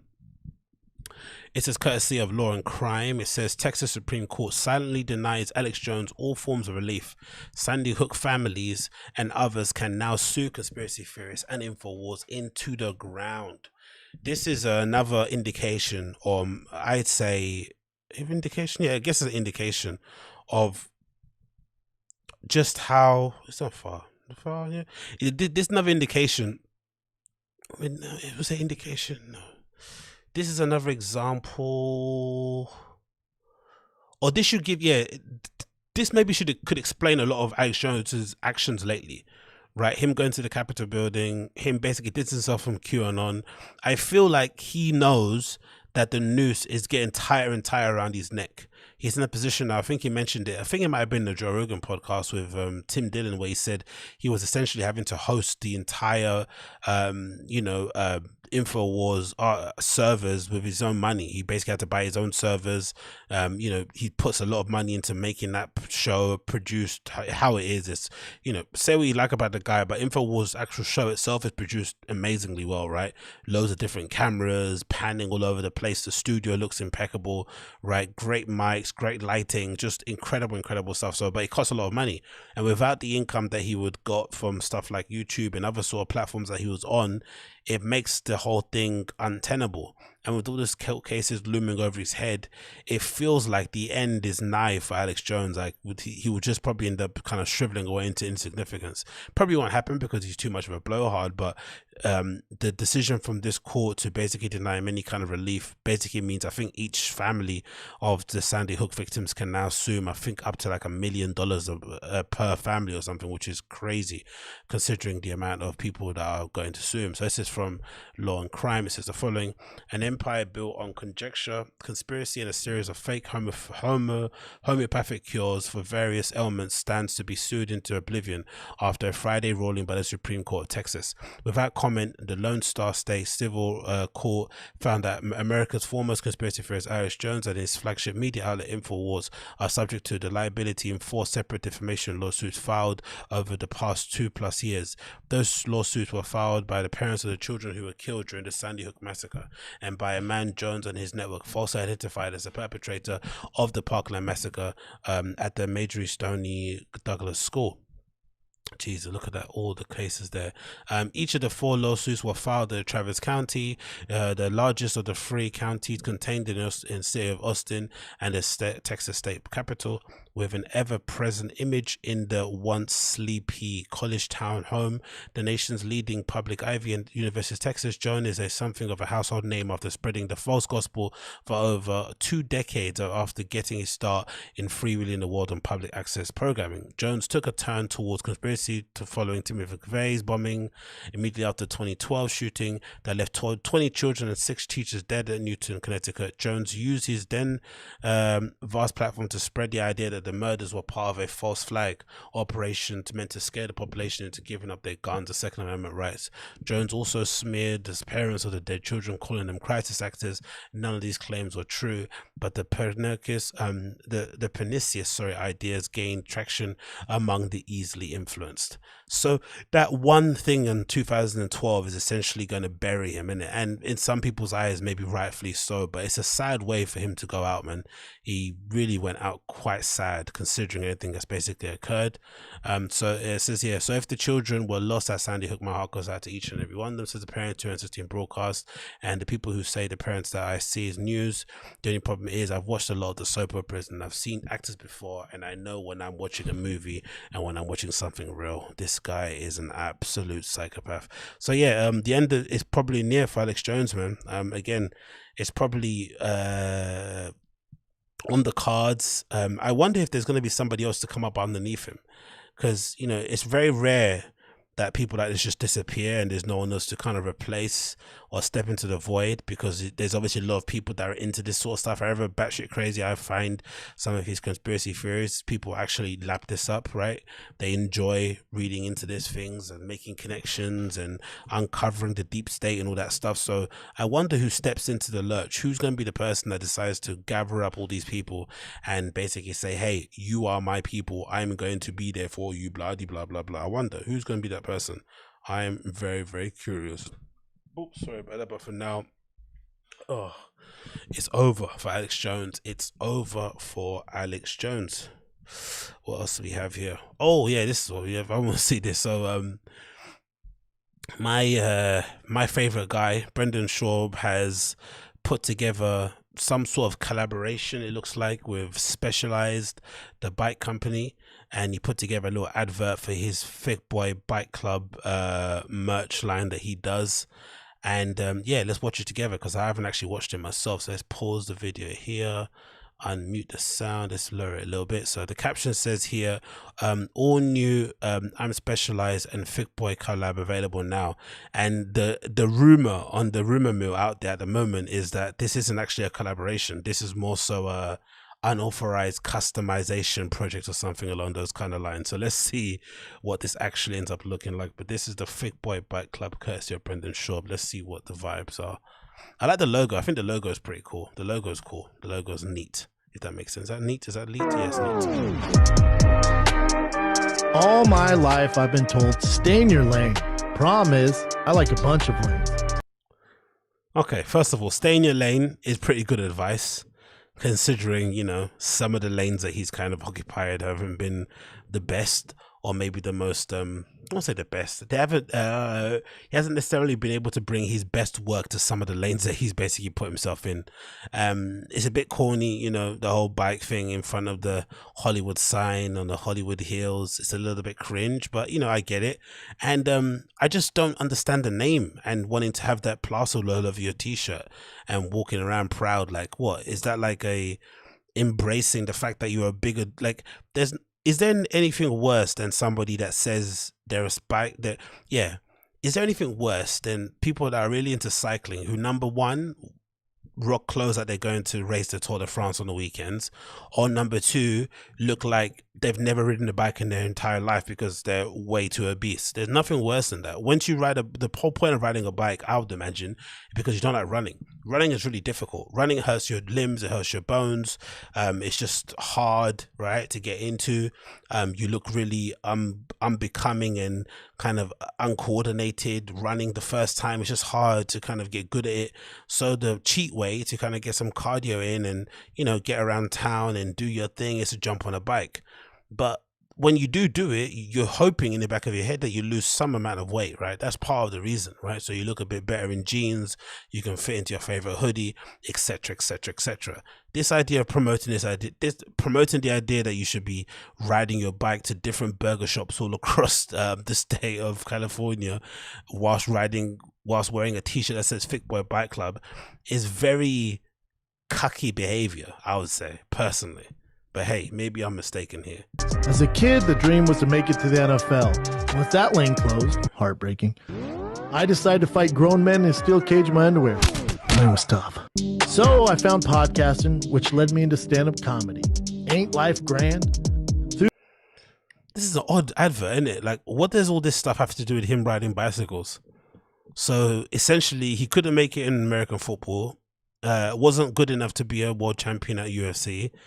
And then stumbles into stand-up comedy because he's got a popular podcast, and then decides to make biking clothes because all his friends are getting cancer, he needs another source of income. I don't know, it's just something a bit strange. It's a very odd, and as well, this is not cycling. He's riding an e-bike, by the way, as well. This isn't like him actually pedaling. He's riding an e-bike, a Tour de France e-bike. Like, think about that for a second. Through this journey, I realized no matter how hard I worked, I was never going to be skinny. I've done every fad diet there is. No, he hasn't. He hasn't. That's the problem, though. This is very Lizzo-ish, right? This is very Lizzo-ish. He should know more than anybody being a professional fighter. If you do the diet and you do the weight cut properly, you can lose weight. There's no excuse. He just hasn't done it.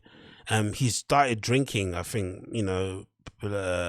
I'm pretty sure he started drinking. Yeah, I'm pretty sure he started drinking just in the last few years, maybe at the age of 35, like properly every day, which is a bit sad, right? It's akin to like getting tattoos, in your 40s. It's like, or talking about, 420 life and weed all the time when you're 35 or something. The first time you've been smoking weed, it's a bit embarrassing. Like, you need to grow up a little bit. And this is similar. It's like, really? This pack just isn't in the cards for me. I'm thick. I don't look like a typical cyclist. I eat to ride and ride to eat. This is the most infuriating. This is like, no one can, if you're like this, right? You then can't complain about Lizzo and all these like fat acceptance movements. You can't complain about that Cosmopolitan magazine cover telling you this is healthy. You can't complain about it because it's exactly the same thing. This is probably worse. You're giving yourself the illusion that you're somehow active and that you're living a healthy lifestyle when in fact you're doing everything but that. Finish line doesn't consist of a cash prize. It's a donut I've been thinking all goddamn day about. So I've come to the conclusion I'm not the only thick boy in the world. There's a lot of us, a whole lot. Most of these people aren't thick in the audience, I'm saying. They're all kind of part of the podcast crew, so that's a bit of a flop. But maybe because of COVID, they couldn't get actual models to come in, so it's a bit of a weird sell, that one, isn't it, that? A lot of us. Which is why I started a club, a safe space. You don't have to...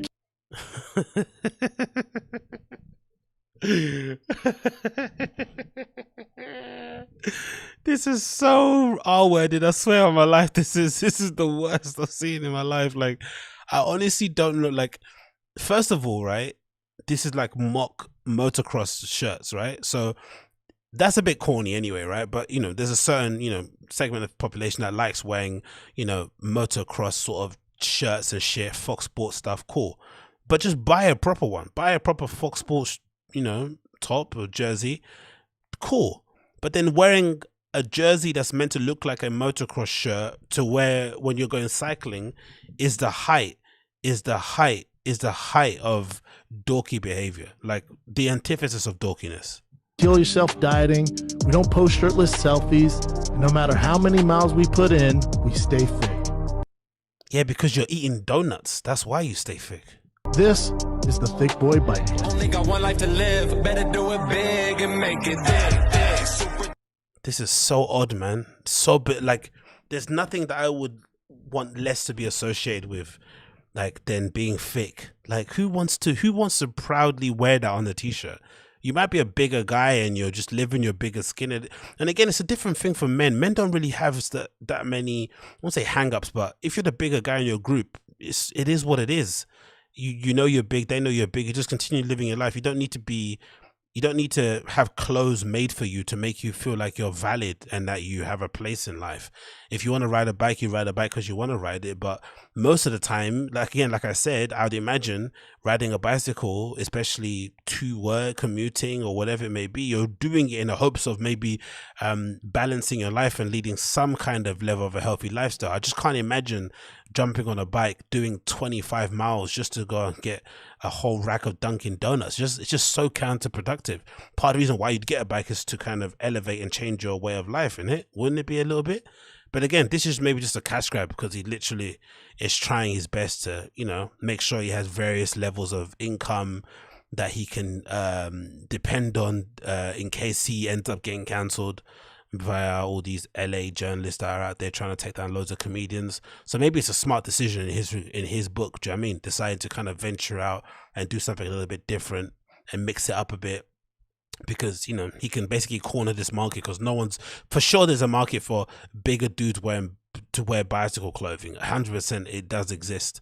So this is probably the best way to go about doing it. But LOL at this, isn't it? Like the Comedy Store sign and him next to it, Fig Boy Bike Club. It's like, God Almighty, mate. I've not seen a worse thing in a long time.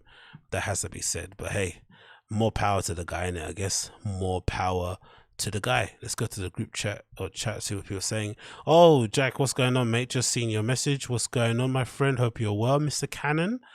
Big up. Alex Jones fans definitely think drink their own bathwater. Yeah, that's true. They definitely drink their own bathwater. Oh, that's hilarious. Pal Gill said it's pathetic. Oh my god, it's an e-bike, of course. Pal Gill said, yeah, he just seems to miss the mark on everything.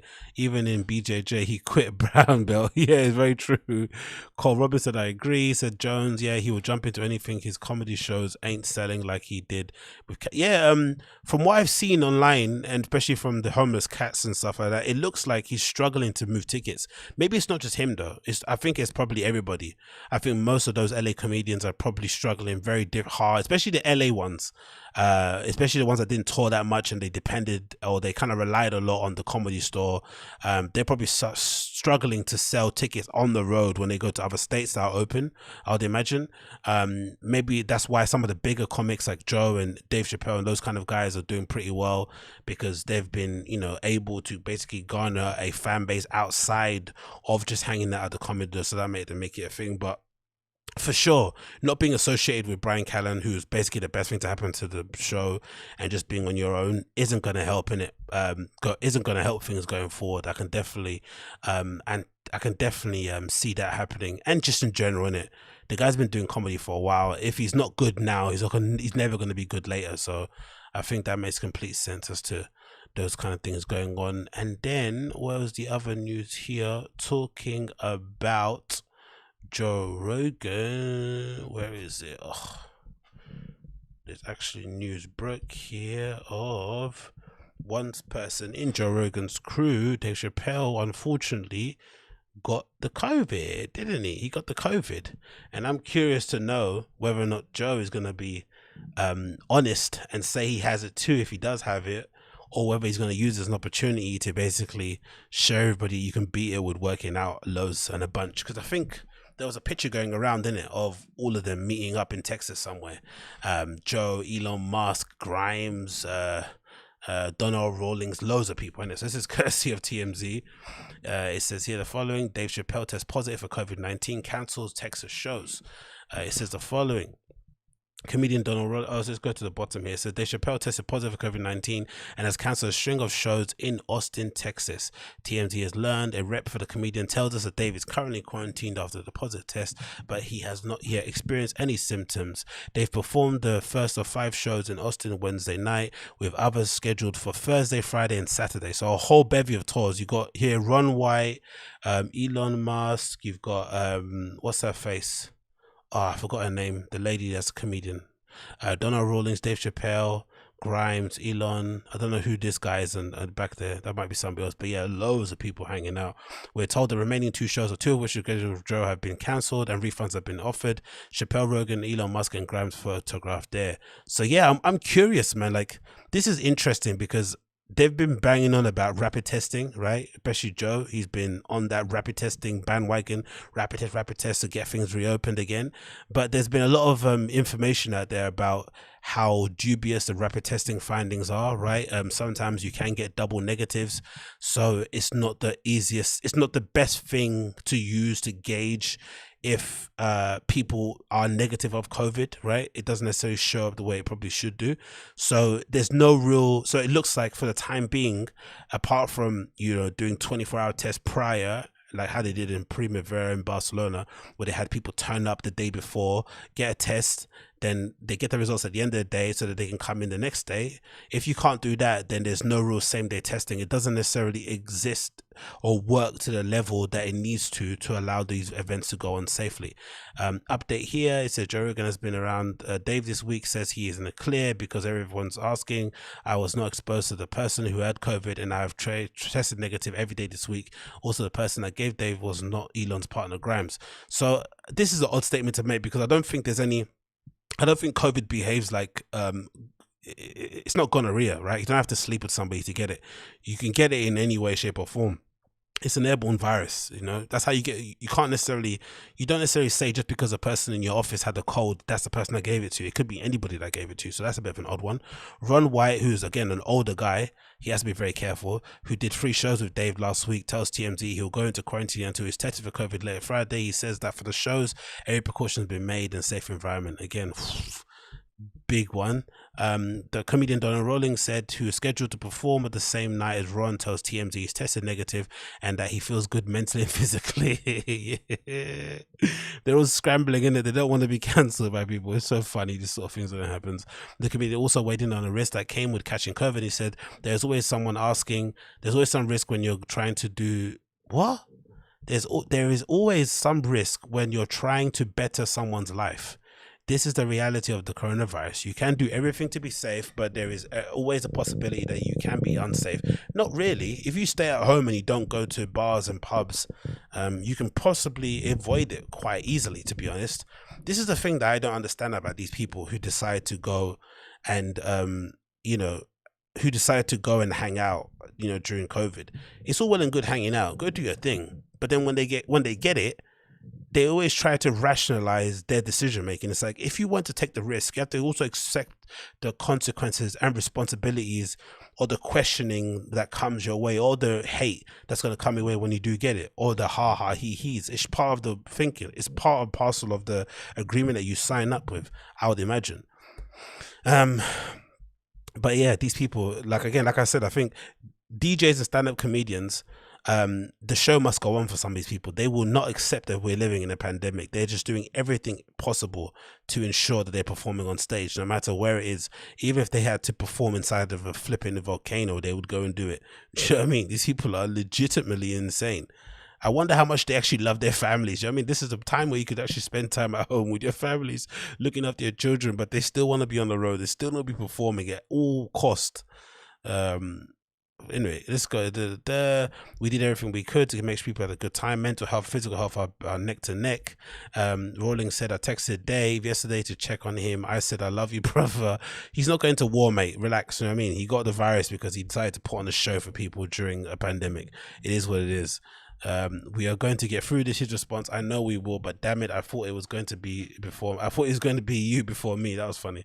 Great to see Dave still in good spirits. But yeah, he got it, man, along with everybody else. Nice Cazelle glasses there. So let's see how that transpires going forward, man. Let's see how this transpires. What else do we have here? Let's go to this one. Actually, I want to get talking about DJs deciding not to accept the realities of COVID. Have you guys seen all the videos and clips that have been uploaded from all these quote-unquote plague rapes taking place in Tulum, Mexico? It's been pretty funny to see, actually, how angry some people have been getting about this whole issue, considering that there's legitimately nothing we can do from this side of the earth about the politics that occurs in Mexico. So I guess Mexico is the other place now that exists out there in the world where DJs can go and play. there's a whole circuit that they go and perform at the moment during the pandemic. I guess most locations, with the exception of maybe Russia and Ukraine, maybe. I think they're the last places open where you can go to an actual nightclub. Most places that are allowing people to play, to DJ or to go and party, are usually doing them in quote unquote open air environments, right? So that's the place where the virus doesn't spread as easily, if you believe what the scientists say, and it also allows them to pack more people into the space so they can book these artists, pay ticket price, charge ticket prices, and all that malarkey. Of course, the DJs that they're then booking at these events are international guests, big name people, right, who they possibly wouldn't be able to get in the same season any other year because they'd be booked out, right? So those promoters are taking advantage of the fact that DJs aren't playing and basically flying them over for half the price or whatever it is that they usually pay them so they can play these events, and then they're also making sure that they can sell them out, which is why I said in one other video that I put out about this whole, there's this whole idea or this desire, this hope in the dance community scene, dance music community scene, or the nightlife scene, that with post-COVID world, they're going to be promoters and event people putting together events where they harness the creative talents of people within their local community. They, you know, kind of put off the idea of booking all these big ticket artists and flying them all over the other side of the country, and they kind of utilize the talent that kind of exists in the local community to bolster it. That was a hope, but I'm a firm believer in living in the world as it is and not hoping for another world to live in and exist in. It just doesn't happen. So what you're seeing is a reflection of what's actually going to happen in a post-COVID world. In a post-COVID world, when demand is high, in a post-COVID world where there is not a lot of places open at the same time, because they're all going to open in different phases, some in more developing countries, they're going to be more of a risk on putting on an event because you might be a super spreader. So if you're a promoter, you're not going to want to take a chance and book some no-name person who's maybe got little to no real ticket pool to do your night. You're going to rather fly in someone like a Solomon, someone like a DJ Tennis, an Arm, a Dixon, a Mealy Lenz, all these kind of people to go play your event because you want to make sure you secure your ticket. So if anyone hoping that the local scenes will be bolstered due to COVID, I think this is the actual reality of the fact, and I don't think that's going to happen.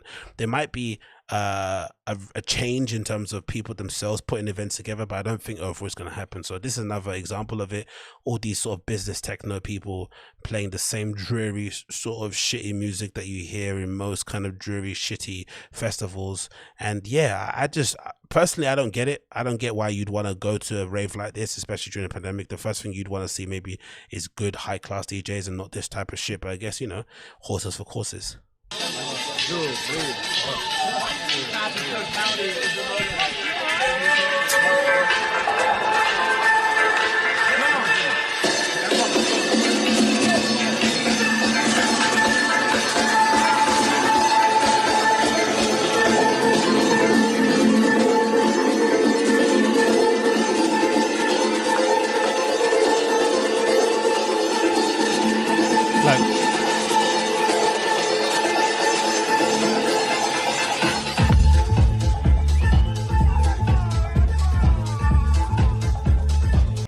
Like you'd want your first rave to be like a proper one, innit? That's what you'd want. You wouldn't want something like this. It just looks a bit gash.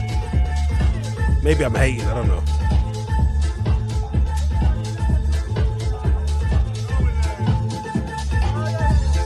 Maybe afford a bit.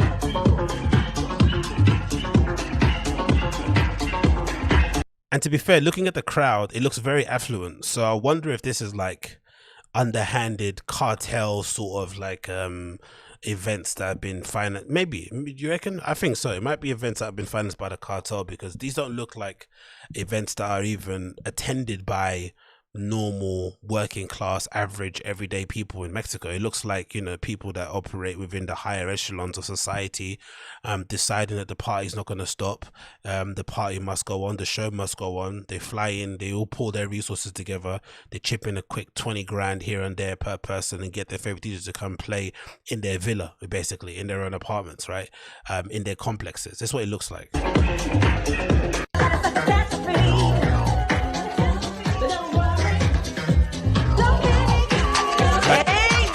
like imagine leaving America to go listen to that shit. Like legitimately, imagine living your home country to go listen to that shit. Traveling, you know, however many miles it is, potentially putting people at risk to listen to that shit. If you're gonna go and listen to something good.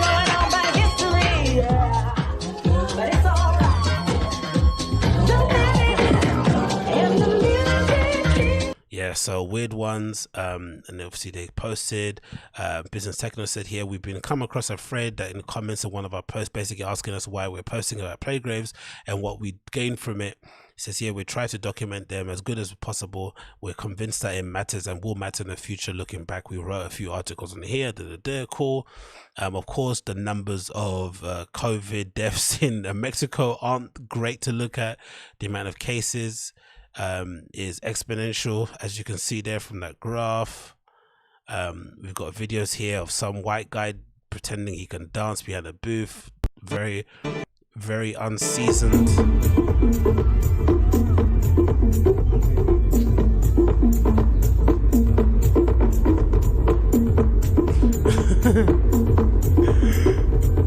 Again, there might be some sort of greed associated with it, maybe if you're a DJ, but I still don't think that's worthy of people judging. I think everyone needs to do whatever they can do to keep money, to keep food on the table and roof over their heads. If a cartel is willing to fly you out in a gold-plated airplane to go play, you know, shitty tech house in front of a few yuppies in Mexico, then why not? If you know, if it is what it is, if that's going to make sure that your kid goes to private school and you're able to afford your Dries Van Noten and Rick Owen t-shirts, then do what you have to do. The issue probably comes with the government. The government that's allowing these type of things to occur is possibly people that need to be blamed for it, but I guess they're caught in a weird position. They're a developing country, or what you deem to be a third. Would they be Mexico's a third world country?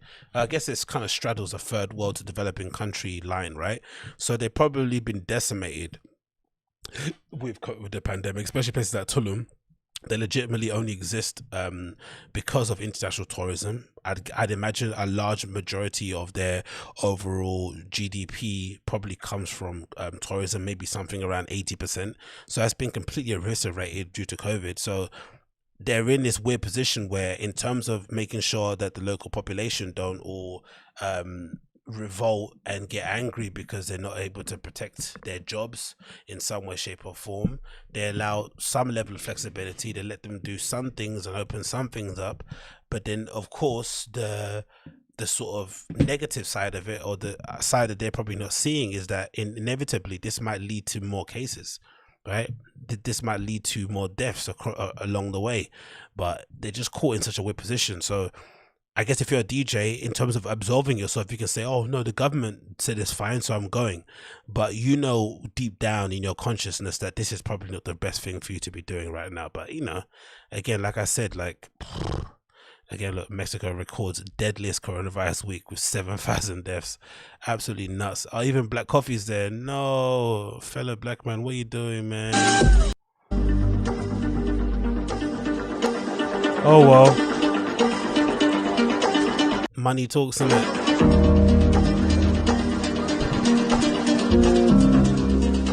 Don't get me wrong, it looks fun, man. Do you know what I mean? It's been a long time, I think most people can agree, since I've been in a crowded space like this full of strangers with lights, you know, and banging music and alcohol pouring all over the place, and other you know, nondescript items being passed around. It's been a very long time since this has occurred, so this looks very appetizing. Don't get me wrong, extremely appetizing, but god damn it, man, considering what's going on around the world, it's like wholly irresponsible, isn't it?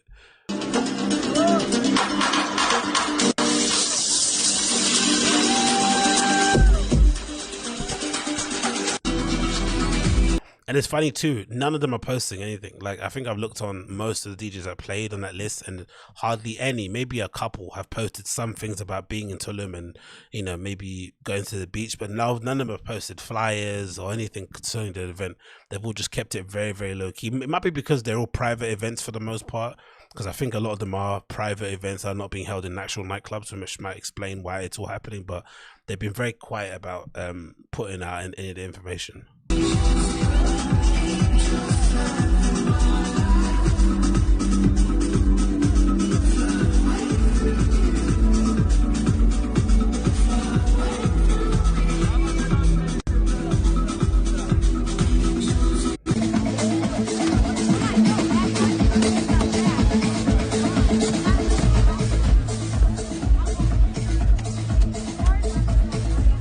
guess, isn't it? Fair enough, isn't it? If it works for them, what can they do? And then I think we got, there's a funny video. Someone took a Solomon DJing and he tried to take the phone down of somebody because they want them to record. That was pretty funny. Where can I see this? Bedouin, January, where is it? There's one of Solomon. You see someone recording him when he tries to move the phone. Where is it? Plex is playing. So many people are out there, isn't it? It's insane the amount of DJs that are playing. Yeah, there it is. Look at this.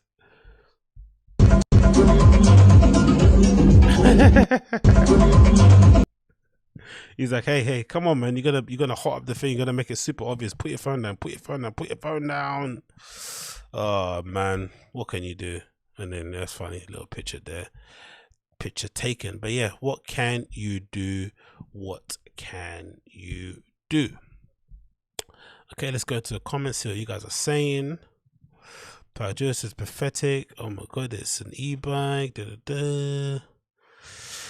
Yeah, see Dave. Yeah, I saw Dave caught COVID. I've seen that from dog pits. What else is happening here in the chat?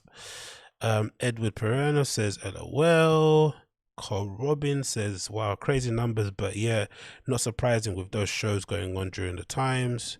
Paul Gill said, it's so wrong and dumb. Look at the countries who have taken it seriously. East Asia, New Zealand, they have all doing less. He said, what's up, Singer? Just got here. Ryan Sways. Yes, Ryan, what's happening, my friend? Hope you are well wherever you are, holding on as we are all holding on with these dark, precious times we're in at the moment. Precious, I wouldn't say they're dark, really, to be honest. I think most of us have pretty much come to grips with the situation we're in. We're just trying to make the best out of it, innit? So what can you do? What can you do? What else do we have here to talk about? We spoke about that. We spoke about this. Okay, let's go for this one. Let's go on that one. We spoke about that. Yeah, let's see this actually. What's this one?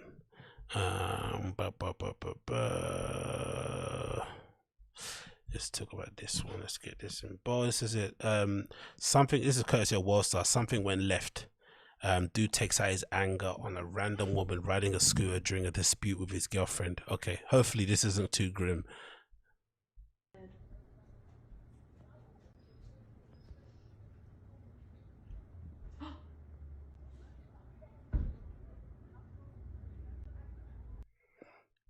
By the way, word to the wise, never, ever, ever, ever, ever, ever get involved in a domestic dispute, even if that's your best friend, especially if you're a girl. Just don't do it. Like, be there silently on the side, waiting for your friend to finish, or maybe tell your friend, hey, I'm going to be in a coffee shop around the corner, or call me if you need help, or maybe just stay out of sight, but you can still see them. That is all. But don't be side by side trying to back up your girlfriend in the beef, because usually what ends up happening in domestics is, like, from what I've seen, especially toxic relationships, they're very much what's that thing called? They very much enable each other, right? The man, whoever it is, the two parties. But then as a friend, you want the best for your friend, so you're trying to get them out of the situation, when in fact they want to be involved in it for as long as possible. They actually kind of get some sort of satisfaction from constantly being involved in drama with their partner. So it can be very odd, but the word to the wise, don't get involved in domestics, especially like this. Get involved in terms of helping your friend, but not in terms of like arguing back and shouting and fighting and shit, because it's only going to end horribly. I'm filming it. Jesus Christ. Was it what? Holy shit. What was that? You see that? So he's arguing, I guess, with whoever I don't know which one is his partner, and then randomly out of nowhere, some girl or kid or someone rides back on an e-bike. He just kicks them.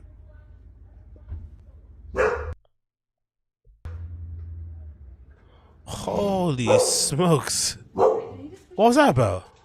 What the fuck was that? Did he just push that lady? Should I call the cops? Yeah. Did he push the lady? Off the scooter? Yeah, I have it on film. Insane, yeah. That's some Karen behavior. Look at them just peering through the windows, not offering any assistance, not calling the police, just recording stuff and uploading onto the social media. Go out and help the woman if she's been knocked down off her scooter, man. What's wrong with these people? Can you get closer? Let me get his license. There's no license on it. Of course, there's no license. He took it off, didn't he? He's a smart man because he's a scumbag. She's Upset. she's upset. Yeah. She's still on the floor. The other two girls haven't gone to help her. The people in the home have. This is a perfect illustration of what's wrong with the world at the moment, right? This lady gets pushed off her bike, off her e-scooter by a random irate stranger. There's two people witnessing the crime or the altercation inside the house who could easily help her and give her some sort of refuge by letting her stay in their doorway or doing something. They're just recording it from the inside of the comfort of their own homes. The two women that were involved in the domestic dispute are now somehow on friendly terms with the aggressor, the guy that's in the car. The car doesn't have any plates.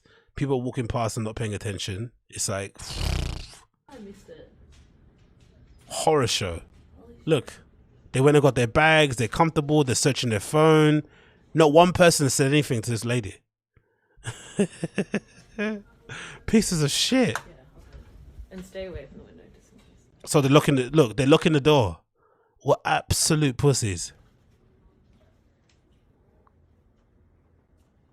No one's helping her. Nothing. She just got pushed on the side of the road.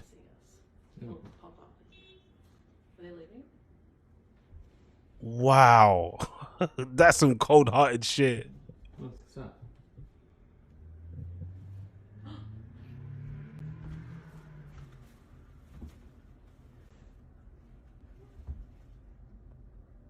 That is some cold-hearted shit, man. People are maybe it's a pandemic. Maybe people just don't give a crap anymore. They just want to get on with their own lives. They don't want to waste time thinking about how you're feeling and shit. But god damn it, man, let's look after each other, and let's look after each other if possible, because that is a madness.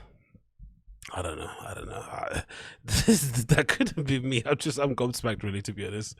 I'm legitimately gobsmacked. I swear to God, I am. I'm legitimately gobsmacked. Ay, ay, ay, mate. Ay, ay, ay. Exactly, yeah. Exactly, yeah. Exactly, Cole. Exactly. Flipping exactly. What else we have to talk about here? What else we got? Oh yeah, this is funny. You seen this? This is hilarious and very, very accurate. So this is courtesy of UK Gossip. It says here, it's the key facts for me, how it is trying to talk to UK girls nowadays, right? And this is kid doing a little sketch about how difficult it is to communicate with the younger ladies out there. And there's a revelation here for me that I wasn't very familiar with. But look at this, hear this out. You look good. But anyway, how was your day? What did you go up to today? Ciao. Anyway, it's the asking questions for me. Period. Like, ciao. You know that chow thing, right? You know, I thought it was Chile. I never thought it was pronounced child.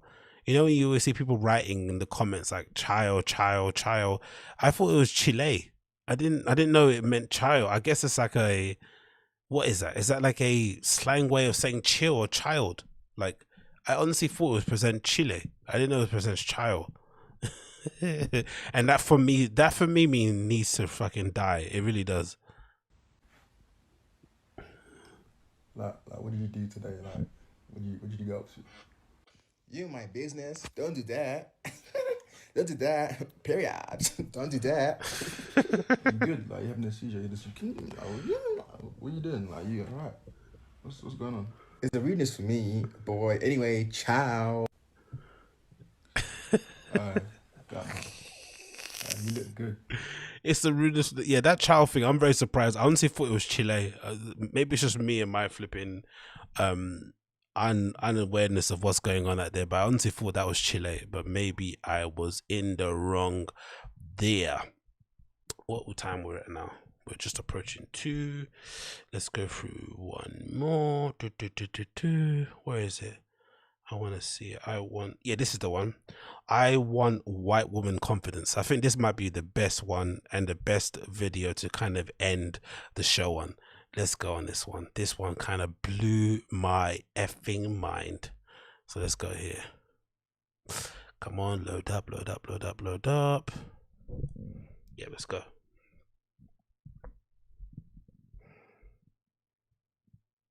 There we go.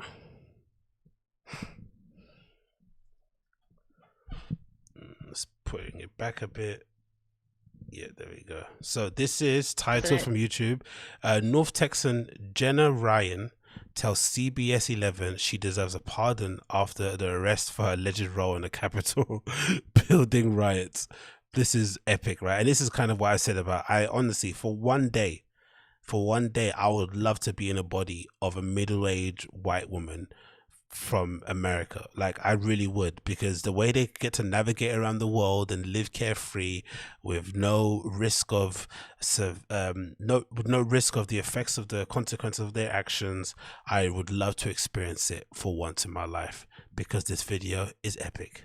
I listened to my president who told me to go to the Capitol.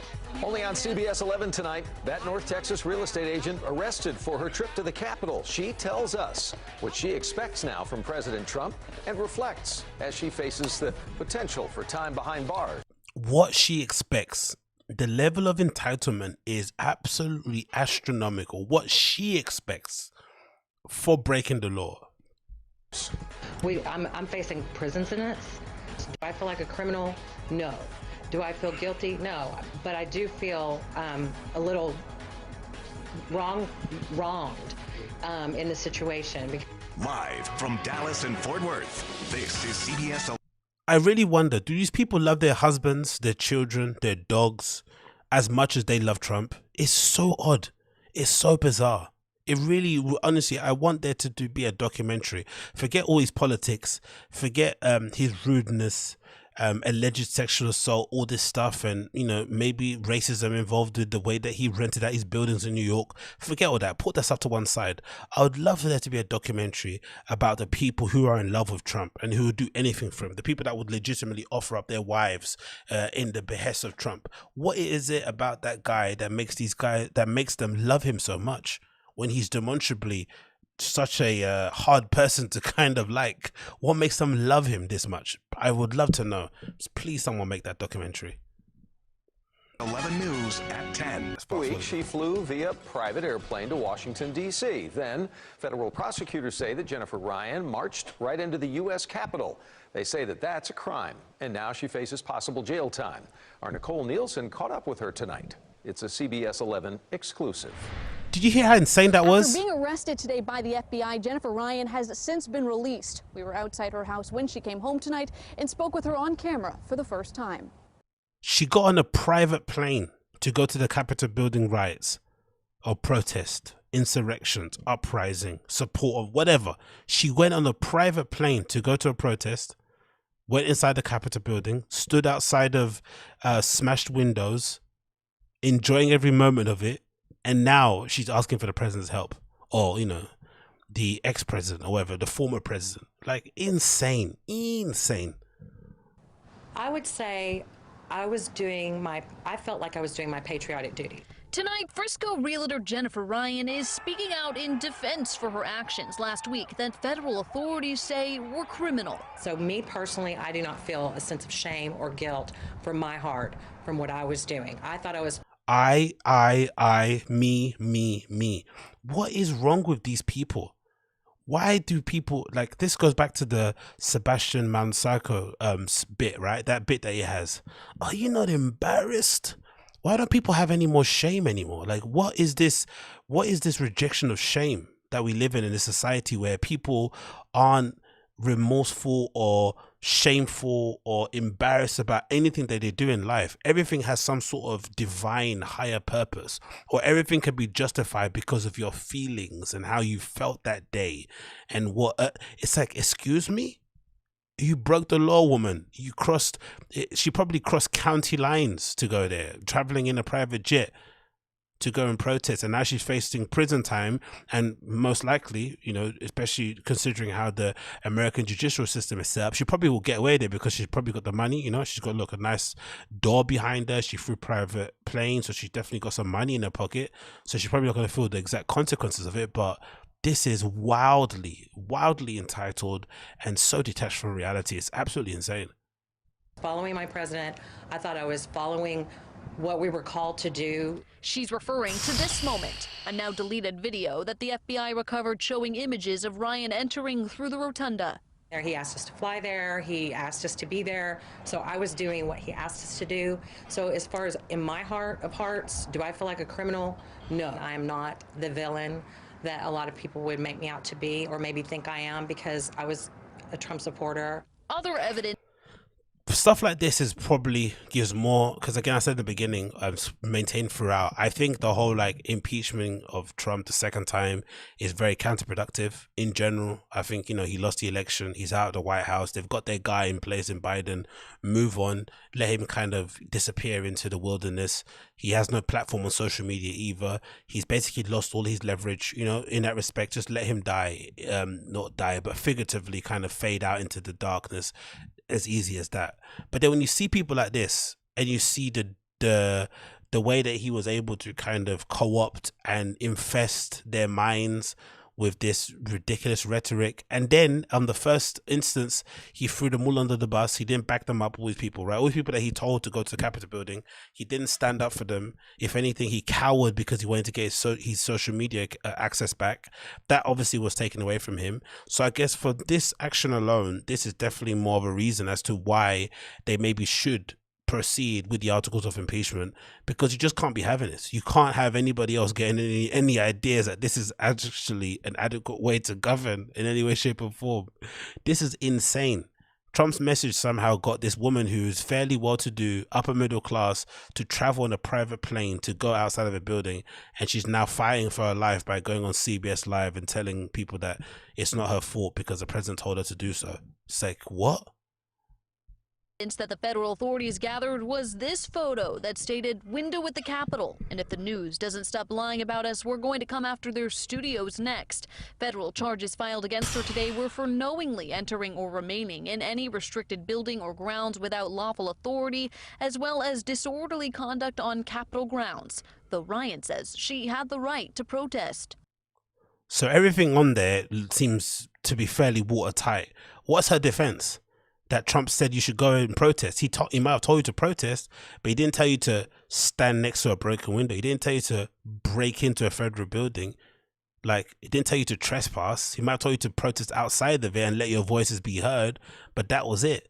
Everything else that you did was basically off your own accord. These are the consequences of your actions.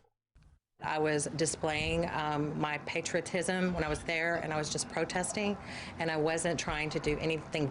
I really pray for her kids, man. She is dumb as bricks, in it. Like, there's probably a couple of marbles shaking about in her head, and that's about it. Just imagine her children. Like, she legitimately has children, probably has a husband that she looks after, a couple of dogs that she takes care of. Maybe she's part of some sort of community club that she organizes. This is the person that you're leaving your kids in the hands of. Like, dumb, like legitimately dumb. And again, this is somebody who's got money, right? She's got probably good connections. She's probably well known in the area. You know, like, has a good reputation. You know, I'd imagine realtors in America probably looked at a little bit more favorable than they are here in the UK, right? You've got some sort of status in your local community, but she's dumb as bricks. Violent, and I didn't realize that there was actually violence, and it went way out of proportion. And I would like to apologize for all the families that are affected by any of the negative environment. After being taken into custody earlier today, FBI agents searched her home looking for anything in connection with the breach on the Capitol. But Ryan, now facing jail time, is looking for help from the president. I would like a pardon from the president Jesus of the United Christ. States. I think that we all deserve a pardon. Oh my God. You want a pardon for causing a riot in a Capitol building that, if anything, was one of the main reasons that it kind of changed the complete narrative around Trump's presidency, right? It basically left him to go away into the distance with his tail in between his legs, that you want him to pardon you.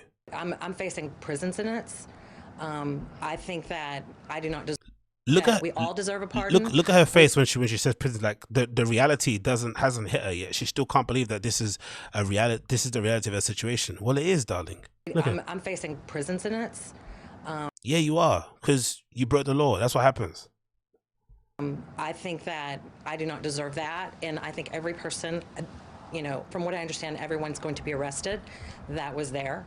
So I think everyone deserves a pardon, and I would ask the President of the United States to give me a pardon. Aside from She's so dumb, she's legitimately giving me a headache. That's how dumb she is. It's just insane how dumb this lady is. It's really, really impressive that somebody this dumb has become this successful in her life. Like, it's beyond words. It really is beyond words. But again, maybe this is just a perfect way for the Trump presidency to end, isn't it? He put his hopes into the hands of people like this, and they eventually, you know, this is what basically happened is that he what did he do? He told everybody that mail-in votes were rigged and not to do it, and these people followed him blindly. Then, you know, he came up short in the votes, and they told him to go protest. They smashed windows. They ended up causing the death of one police officer, right? They beat him to death with poles and shit.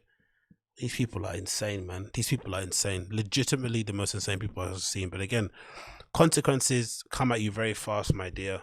Consequences come at you very, very fast.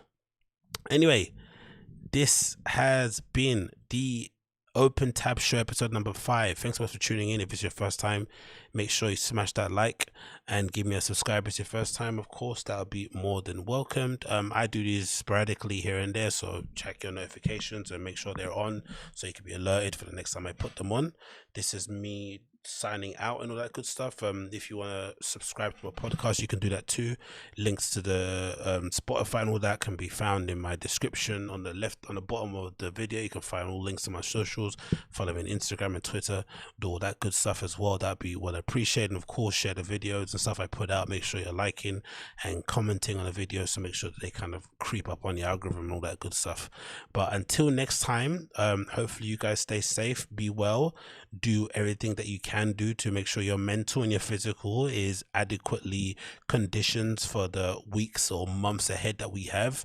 We are fast approaching the end of the finishing line with COVID. It feels like people are getting vaccinated at rapid rates, especially in Western Europe and North America. So hold on, don't be too upset with the situation at the moment. I'm pretty sure by about, you know, the end of summer this year, things will definitely be looking up in a much better way. You just gotta hold on until all that stuff gets sorted. But yeah, until then, take care, guys. Thanks so much for tuning in. It's been a pleasure to have your company, and I'll see you guys again very, very soon. Peace.